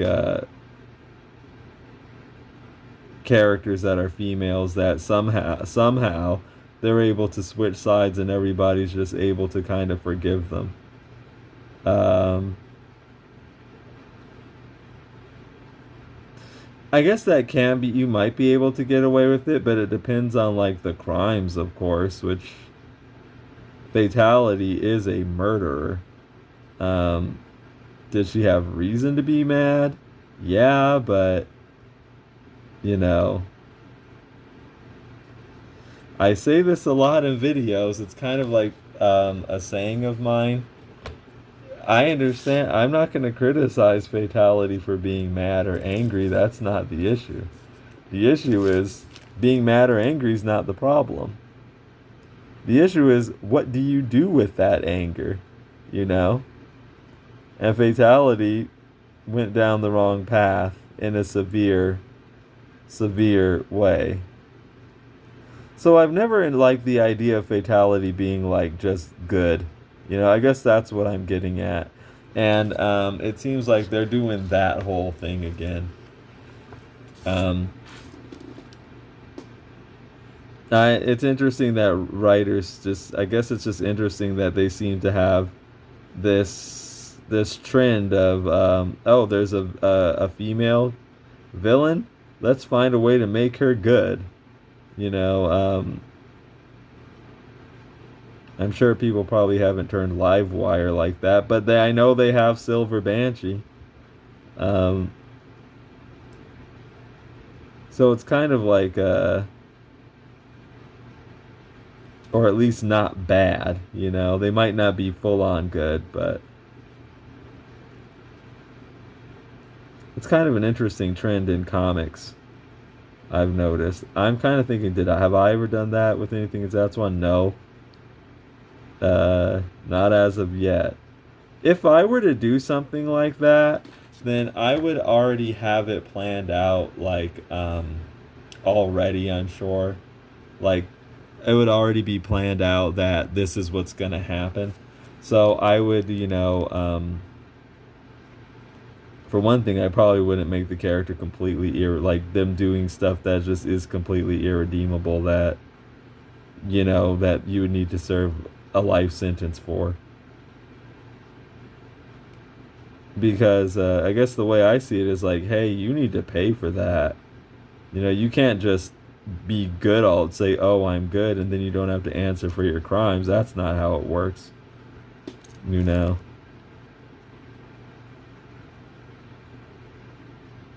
All right. So, yeah, as you're seeing, like, Zatswan's hair is, like, pretty elaborate. Well, kind of. I mean, it's, like, very wavy. I guess his mouth doesn't look bad. It doesn't look bad. We might be able to, like, use that, actually. So let's continue getting in his hair with this, Kohinoor rapidograph technical drawing pen. But you hear a lot about that. Why can't we just have all of them? Why can't they be together? And so that I'm talking about with this only one can wear the ring thing. Okay, so then I just have to say, why can't it just be John? Why can't the Green Lantern just be John? Because I hate John. Okay, well,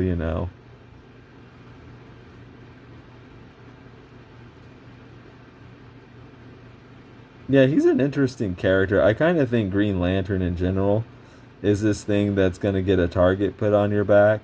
But I can't help, I don't know if it's just, there's the feeling I get that John Stewart seems to eat a lot of hate. I mean, a lot. Um, like he's always, but then again, it's like a lot of the Green Lanterns do, to be honest. But I'm kind of wondering, is this just my own personal perspective, or is there anything to this where John Stewart really, really comes under attack? I kind of think he does, because my intuition's telling me no, he actually does. I think the reason is because of what I said earlier in this, discussion of him being a very threatening character. Simon Baz is not threatening, he's not really threatening anybody. He's not like taking some long-standing white hero's woman or having it perceived that he is, and he's not just taking over that hero's like space or be perceived that he is. John Stewart, on the other hand, okay, because a lot of these like black or these replacement heroes and these minority heroes that are like replacements, a lot of times they just don't have what it takes to so they're not really threatening. You know what I mean? Like, people might not like them being around for whatever reasons, but it's like, well, you're no real competition. So they're no real threat to like you can call, for example, Jackson Hyde, or whatever you want to call him, whatever name he's going by or whatever version he is. You can call him Aquaman all you want, but we all know that he's not going to be threatening Arthur for Aquaman. We all know Arthur is Aquaman. You could even call Sam Wilson Captain America all you want, but we all know who Captain America really is. And this is even me saying this, you could even call like Miles Morales Spider-Man all you want, but we all know who the real Spider-Man is. Like, everybody knows that. Okay, that's not the case with Green Lantern and Hal Jordan. To a lot of people, like, John Stewart was actually the real guy, so John Stewart's like another type of thing. He actually is like, I'm not saying John Stewart is a threatening character, but I'm just saying, like, in the minds of the people who find him threatening, I think he's threatening. Okay, this is what our Zatswan's looking like so far. We still have to get, his like a, whoop, oh, whoa, I need to be careful. I'm glad I didn't make a mark with that. Okay, there's a thing here, so there should be a thing on this side. Maybe we should get that in. I'm going to pull out. And there's still some other touches that I want to add on to him. So, I mean, he looks like he's coming along, Zatswan here, but there's still, like, quite a bit to do. So, as I was saying, yeah, I'm pretty unapologetic. And, not that I don't respect other people's opinions. I always say that it's fine for them to have the opinions that they have. I never, like, challenge people's opinions, like to say, unless their opinions are actually just incorrect, like you're saying stuff that's actually not true. I guess you can say I might question people's motives somewhat, like I did with this poster, in the very beginning of this discussion. Okay, I think we can just go with it like that. Like, okay, here's a person who's likely predisposed to not like what's going on, so that tracks. That doesn't mean John Stewart's one note or boring. It means they just don't, like what DC's doing with these characters. I also want to put in more shadows. I guess we can take a break from the hair and do some of this other stuff. I'll take a larger rapidograph to do that. So, I mean, it's okay for people to, like, feel the way that they feel. If John Stewart is boring to them, he's just, okay, whatevs. You know? I don't think so. Um, he's not. No, I just really just don't think he's a boring character. Uh, there's a lot, and he's not a one-note character. But what do I think about, like, the idea of, like, incorporating these other aspects of the character, like the more philosophical approach? Yeah, I think that's cool. Those shouldn't be, like, just completely forgotten. I don't think it needs to be an either or situation, you know. Let's get in some bolder lines down here. Like, those should be incorporated into the character as well, as I see it. But that doesn't mean they should overwrite, like, the some of the stuff that was brought in from the Justice League cartoons, because a lot of people know that stuff, and a lot of people like it, you know. I think about some John Stewart. As you can see, I make comics, and I like, if you couldn't tell, I like Green Lantern a lot. So I've thought about, like, what Green Lantern comics I would like to make. You know, and the guy that we talked about, the Reddit user, in the beginning talked about how Mosaic was the last time he thought anything cool was done with John Stewart. You know, probably if I had my way, if I was going to work on John Stewart, I'm sure I would do John Stewart and Hot Girl Adventures, because that's what I've been asking for like 90 years. But, you know, I've also entertained the thought, the daydream of, like, doing a Green Lantern Mosaic reboot. Because, you know, you can't talk about it. I think it's unfortunate that, you know, I think Mosaic's a great story. It really is. I think it's awesome. Just wanted to add in some shadow and make some of these darks over here a little stronger. I think Mosaic's a great story, and I think it's kind of a shame that you can't even really talk about it without people bringing up, oh, like, the guy who wrote it. And you know, it's funny. I would probably say it is, ironically, it is the thing that, like, Gerard Jones is probably most known for over anything else he's ever done in comics. Probably Green Lantern Mosaic. Funny how that works, isn't it? Let's add some darkness in here. So it's just kind of bad luck, you know, like the guy who, you know, is kind of did so much for the character John Stewart, and he ends up being that what he ended up being, you know, a criminal.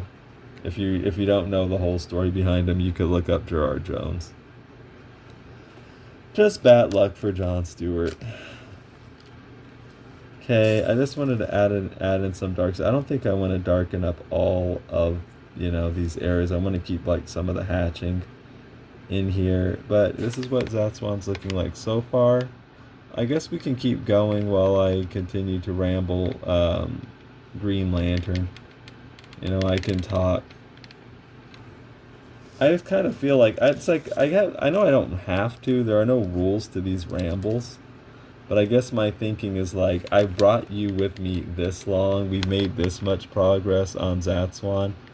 This Zatswan picture here should probably, like, may as well just finish it, you know? Okay, so let's continue going up on and working on the hair here. All right.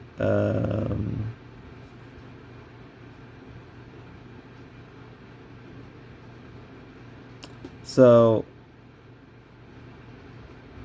yeah, I think it should just be John. Like, John deserves his time in the sun. I think he should just be the Green Lantern. I feel he was robbed. He's been robbed that for, like, a long time.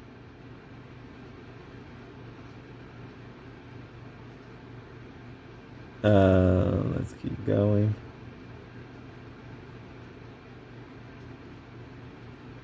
So only one can wear the ring. I'm gonna wipe down the tip of my rapidograph a bit because I see there's a tiny bit of sediment or something it looks like on it. And you don't want anything clogging these things up. Yeah, only one can wear the ring. Yeah, it sounds good. I think it's just John's time to shine. He's been kind of robbed that, but I get it. People want to see what they want to see too. And that's why Green Lantern's like so messed up, and that's why I would like get it back under control and use the methods that I explained earlier in the video, because it shouldn't be like this. And like I said, trying to please everybody, you end up just pleasing nobody with that. So if you're going to commit to John Stewart, which you should, you need to just commit to John Stewart. That's the way I see it. Like, it's his time. He's waited. He should have been this like 20 something years ago. Do right by him now. And yes, yeah, the hot girl thing should happen. Yeah, that whole thing was robbed 20 something years ago too. It wasn't right then. It's not right now. So just do right by the characters and give their fans what they want to see. Beware My Power, like I said, right idea, needs better execution though. Not that I dislike Beware My Power, but like I was saying, I know what let me think. Let me look at this mouth here. I think around this line is like,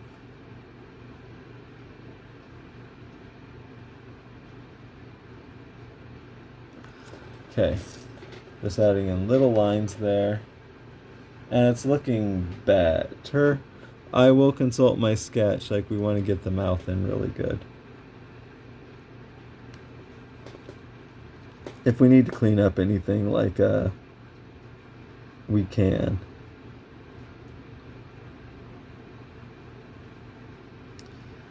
All right. Yeah, like I said, John Stewart's a threatening character to some people. And it's like because he's like well known, like he has mass market appeal, and he represents a different take on this stuff that some of these comics purists don't like. But I think the thing that makes him really threatening is that his like version is either more loved, or you can make a strong case that it is. But it's definitely, at the very least, it can rival the more traditional approaches like Hal Jordan and Hawkman, But I think, yeah, what John Stewart did is, we're going to go back to that demographic talk. Like, why was he even used or brought in? I think John Stewart actually successfully got other people interested in this stuff that otherwise wouldn't have been interested in it, or at least he, gave people like a reason to get involved in this stuff, or more of a reason to get involved with it. And I think he did it very, very successfully.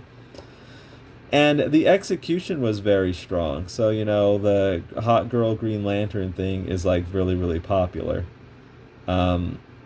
It's, because it was written really well.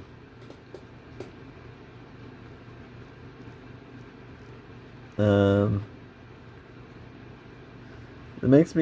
brings up the question of, what about Hawkman in the DC, in James Gunn's DCU? What would I don't think you even need him. Like, your Hawk person should just be Hawk Girl. I think she's kind of supplanted Hawkman as the, she's definitely gotten out from behind his shadow, that's for sure. These days, I think you can make a strong case due largely to Justice League and Justice League Unlimited. That was definitely, due like nearly mostly to that. Hot Girl's probably a more popular character these days, I would say. So, introducing Hawkman. I'm sure his fans would love to see him, but And I don't have anything really against that. You might think I don't like Hawkman. That's not true. I think Hawkman's interesting. It was not that long ago I was reading. I was actually reading some stuff about Hawkman. I was reading the start of this new series, like, well, not new now, but the post-crisis series, um, as well as, oh my goodness, I guess I've been reading quite a bit of stuff, but like not all at the same time. And it wasn't like I was out to binge read a bunch of Hawk stuff. It just kind of happened. Um, I read his like the first Silver Age stuff where they're like hunting Bith, you know, like the early Silver Age issues, the Silver Age take on Hawkman.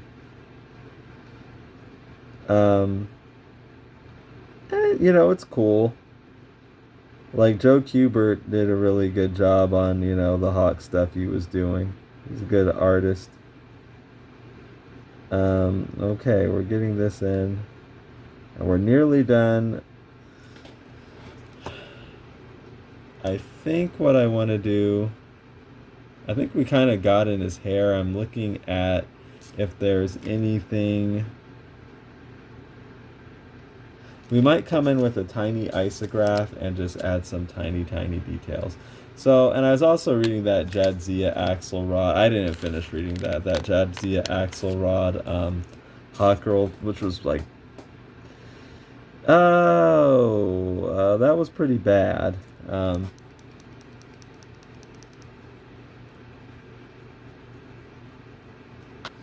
There's a lot to discuss here. There's like a lot to talk about here. Like, there's a lot I can talk about. I guess what I'm gonna say is like what I'm thinking is like it's interesting. Like you bring in like this is a whole discussion unto itself. You bring in like a trans writer, and suddenly you find the heroes going to gay bars and stuff like that. Like, this is a whole discussion, like, and, Jadzia Axelrod is, like, I'm talking about how she's, like, or they, I don't know the pronoun, but, like, if she's gonna be writing something, it's like, you can count on the Galaxy character showing up and it being mainly about that character. What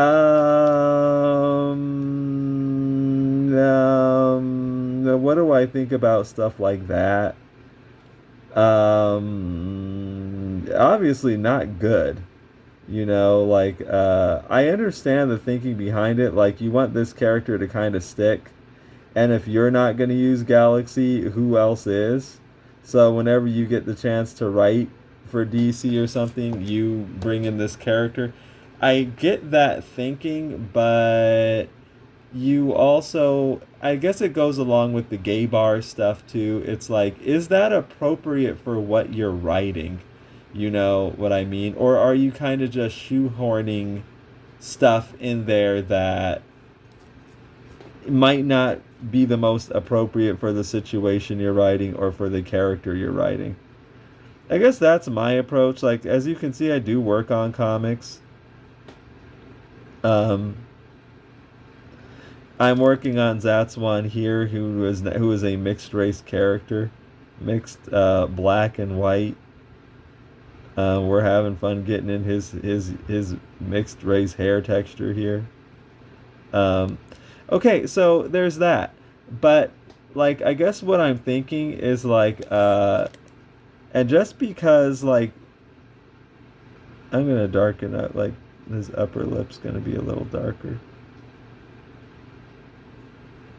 Okay, and just because, like, that's the identity that I have, and that's what I'm doing for my character. And yeah, like, a big reason why I'm doing that is because, well, hey, I'm this. If we don't do characters like this, who will? We can't necessarily expect other people to or wait around for them. They might, but if we want to see more characters like this, we should make them. That's my thinking.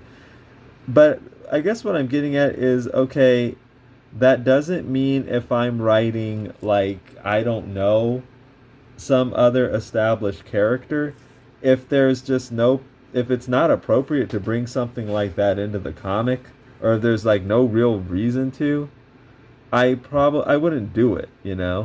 Um, I guess that's my take. I understand wanting, I understand like wanting to be seen and all that stuff. But like if Hot Girl, for example, doesn't have a history of hanging around gay bars and stuff, I'm not gonna suddenly write her doing that, you know. Um, that's my take on the whole thing. Okay, we got in Zatswan's hair. So I was reading that. It was pretty bad, but it was bad for not just that type of stuff. It was just not good. But as far as like Hawkman and stuff, Hawkman's okay. I don't like hate him or anything like that. He's a cool design, and there's some good stuff there, but he's like a very mismanaged character. Okay, so we got in Zatswan. There are some other little details I might want to get in here. Yeah, I think I will. Let's take this rapidograph. And I want to get in like his logo. That's the last big thing I want to get in. But let's add some shininess here.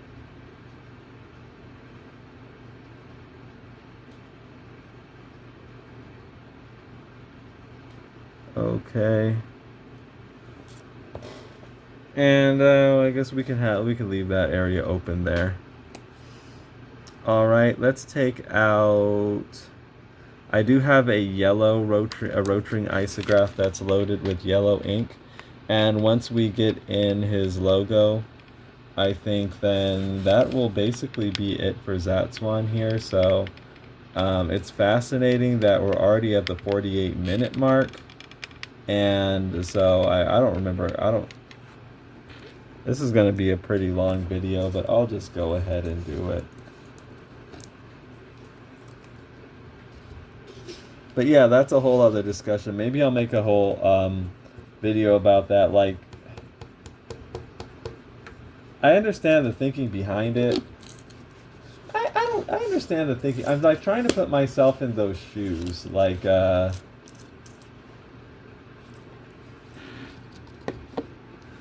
what would I would probably think that I would probably just look at the characters like pre-established history and see what the character does and just write the character, but I understand you wanted to put your own perspective or experiences or stuff in the stuff you're writing. I think there's a time and place for that, and it really just kind of depends. You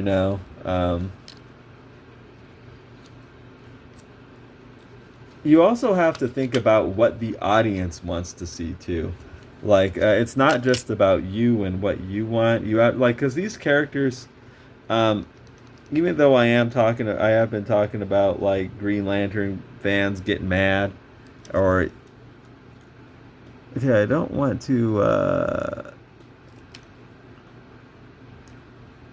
I think sometimes there's a time there's a time and place for stuff. Like, okay, that is dry.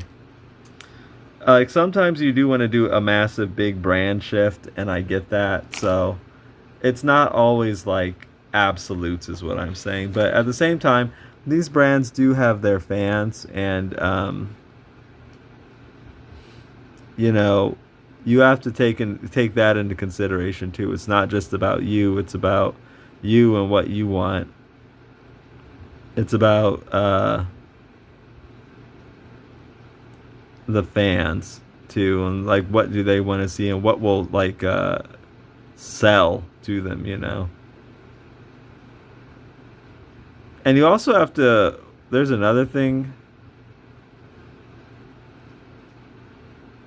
Okay, let me get in this line here. We're just, actually, no. We're getting in Zatswan's logo. Like, when I use, like, drafting tools, like, I think so my, you know, like, these are, like, engineering tools and things like that. So they require thinking to use properly. But anyway, yeah, I was reading that stuff. And yeah, I don't dislike Hawkman. He's okay. Just because I like Hawk Girl and Green Lantern doesn't mean I dislike Hawkman per se. I like Hawk Girl and Green Lantern more than I like Hawkman. But I think that's fair. I was talking about John Stewart being a threatening character. Oh, he is. You know, it's because his stuff actually, like, it's got a lot of weight behind it. A lot of people have seen it, and a lot of people like it. So he's not just some kind of slouch that, you know, a lot of people like it more than, you know, the more comic book accurate versions. Okay, let's move you up a little bit. And once we get in this logo, I think that I should have moved that. I should have come down a bit with that one, actually. That's okay. Once we get in this logo, I think our Zatswan will be mostly done. So we've had a really interesting discussion. So, yeah, I do have to take that back. I think that DC, yeah, it's possible they could go, they did Beware My Power, and that was pretty, like, surprising. I think that was, like, the first big announcement, like, hey, we're doing different stuff now. Like, we're on a completely different course.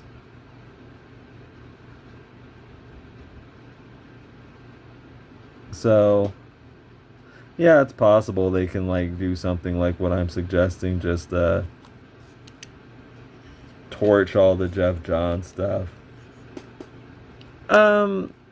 It wouldn't just be out of spite from my point of view. It would be out of, like, hey, we got to do something different. You know what I mean? Like, we can't keep going back to that.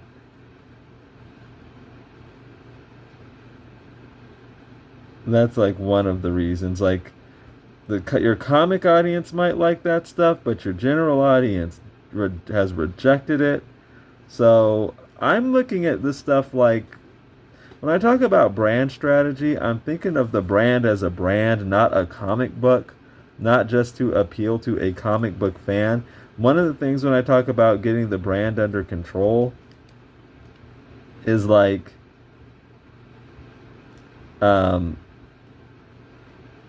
you have to, like, make it cohesive across various media.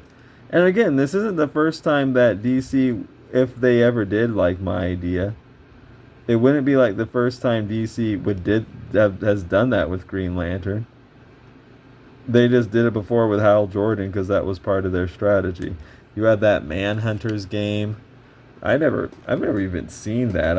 I should look that up on YouTube just to see what it looks like. And you had the movie and the cartoon show. It's no coincidence all that stuff was like Hal Jordan centric. So I would just do a similar thing with John Stewart. If you want John Stewart to really work, if you're serious about getting him to work, that's what you have to do. Oh, and he has to have Hot Girl as a girlfriend. You can't, like, be, like, holding him back. Like, oh, I'm afraid of getting these people mad at me. That's what they've been like this whole time. You know, these people just, they can get mad. You know what I mean? Like, just the thinking is like, okay, you can get mad and that's all right. I'm going for a different audience, and that is all right too. That is kind of like the thinking. that I would have going forward with this.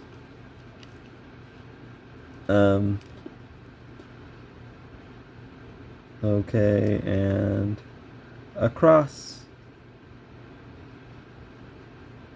It'll be really interesting to see, though, like, what they do. Like,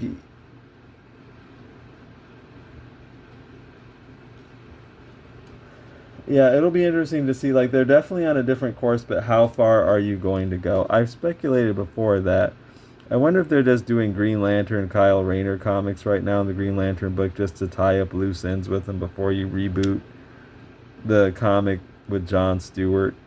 Because you should do that. If John Stewart's your guy, commit to that. Not, oh, he's the guy over here, but not over here. No, no, no. That was the problem 20-something years ago. Which I'm not... The don't repeat the same mistakes. I'm like very... that's one of the reasons why I'm so adamant about this. Don't repeat the same mistakes that shouldn't have been done then, and they shouldn't be done now. If John Stewart is your guy going forward, you need to commit to that across all media, So we'll see what DC does, though. Almost got this logo in. Do I want to use that ruler? I have that parallel glider. This is a parallel glider. Has a wheel on it. This is a ruler with cork on the bottom called an inking edge. If you want to be an inker, get a ruler like this. It's imperative. Because what happens if you don't? The ink can go underneath the ruler and cause an ugly, ugly smear that can ruin your artwork. See, the way that's happening is, I'll explain it. The pen is not connecting with the bottom of the ruler. This edge along the way is getting in the way of it from connecting with the actual bottom. And it prevents like ink seeping beneath the ruler. That's why you don't want to just use a regular ruler if you're inking. Because what can happen is, ink could like seep beneath the ruler, then you could slide the ruler, and then whoop, like you get this big giant ugly smear of ink and it ruins everything.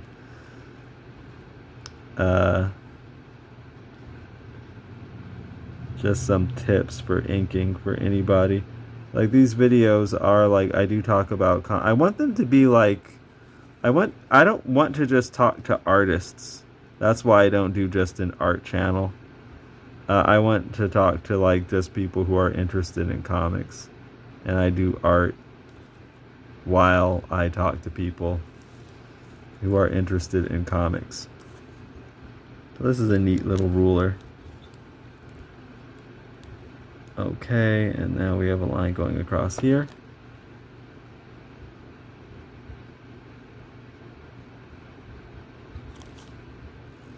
And, oh, I'm sorry, I hit the phone.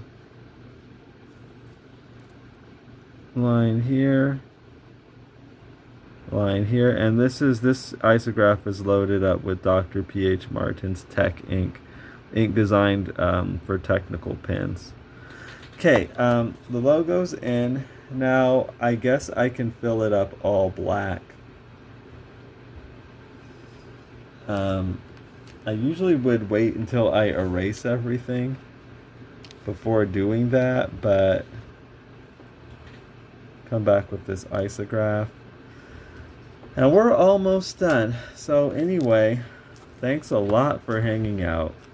It's been a long one, but I wanted to take you on this journey with me of inking in Zatswan here. Which Zatswan is a character similar to Green Lantern, actually, in a lot of ways. Not exactly the same, but definitely similarities. He does not use a power ring, he uses a tesseract. But he's like a cosmic adventurer. he kind of goes through different universes and different dimensions and stuff like that. He's not zooming around space as much, at least not as of yet. He's kind of more of like a portal hopper dude. His Tesseract allows him to, the way it works, I'll explain some of it to you. The Tesseract is a fourth dimensional object that's existing in the third dimension. Yeah, he can use his Tesseract to encase himself within it. It becomes like this big square thing, cube-looking thing. He can encase himself within it, and then the Tesseract can momentarily like take him into the fourth dimension, and from the fourth dimension he can access other universes. But the interesting thing is, while he's in the fourth dimension, through the Tesseract, using it as a vessel, he can't really perceive much. So, but yeah, it does allow him to like enter other universes. Okay, I'm gonna come in with a bigger tech pin to fill that space in. And a user, I'll talk more about this in another video, but a viewer said they want to see me draw Zatswan in like more dynamic settings using the powers and stuff like that, and I did explain that yeah, there's stuff on the way, so stay tuned. Definitely, like we're kind of in a quieter, there's definitely a lot of intrigue going on in the comic right now, not like loads of action at the moment, but I did explain you kind of got to draw what, like, I'm not just drawing random stuff here. I'm actually drawing what my script requires to move the story along. I can't just draw, I could, I guess, but I don't think it would be a good idea. I can't just draw like posters and pinups and fight scenes, you know. My story wouldn't get done. And you don't want, and that stuff is great and cool, but you don't want just that stuff in your comic. You have to have like these quieter moments for it to actually have more meaning. Okay, and let's just finish working on this Zatswan logo. I talked about Zatswan using a Tesseract.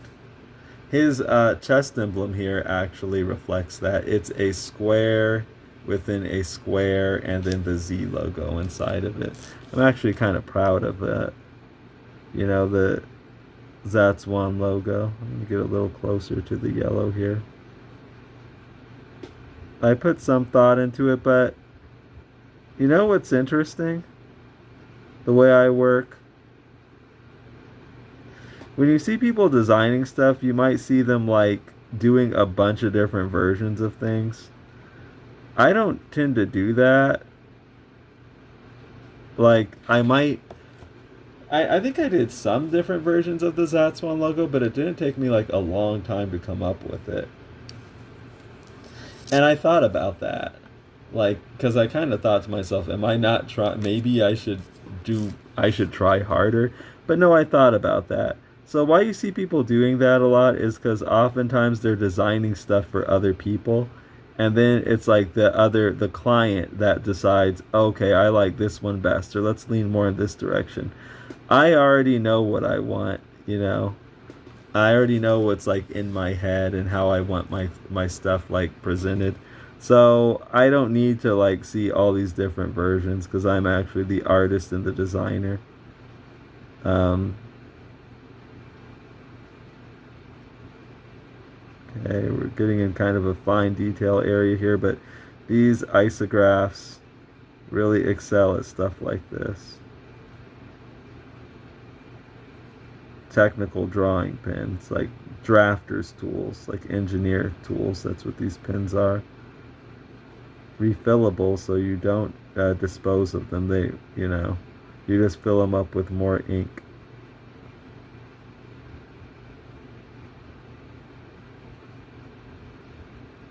Okay, that was probably the toughest part of the logo.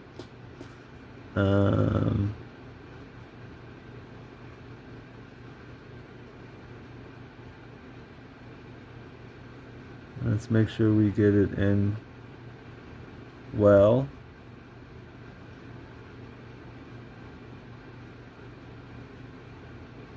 Got it. What do I think about that? Like, long-time Green Lantern reader, disappointed with where things are going. Understandable. I think that's understandable. I don't ever present it like someone's wrong in their fandom or anything like that. I think though that sometimes events just don't go your way. You know, they go kind of another way.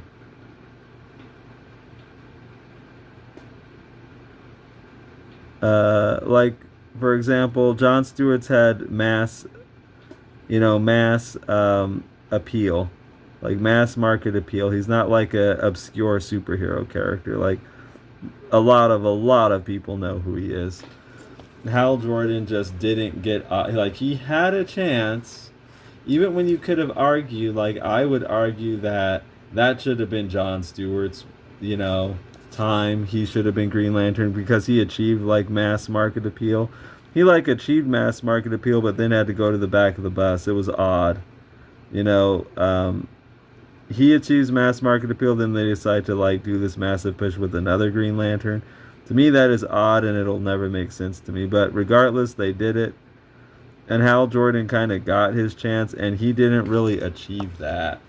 So, I can understand people not liking that, but that's just the state of affairs. Okay, and let's continue.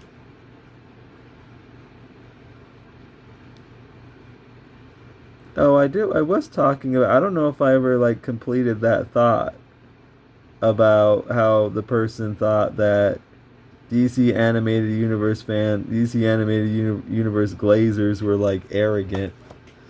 Oh yeah, they thought that the Green Lantern from like the Justice League was a poor representation of the lore.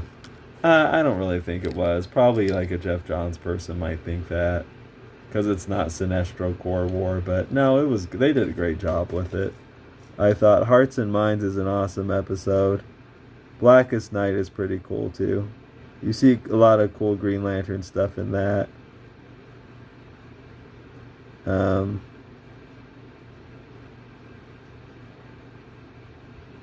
Okay. But again, it's all subjective. Some people just aren't going to like stuff, and there's nothing you can really do about that, and there's also nothing that then they're not necessarily universally right either, is what I'm saying. Like, okay, you might like Sinestro Corps War, and I might like Hearts and Minds, and I might not value Sinestro Corps War, and you might not value Hearts and Minds. There is no real correct answer to that. It's just different tastes, different opinions, and then it's just a question of, well, who do you want to appeal to? For the companies, that is.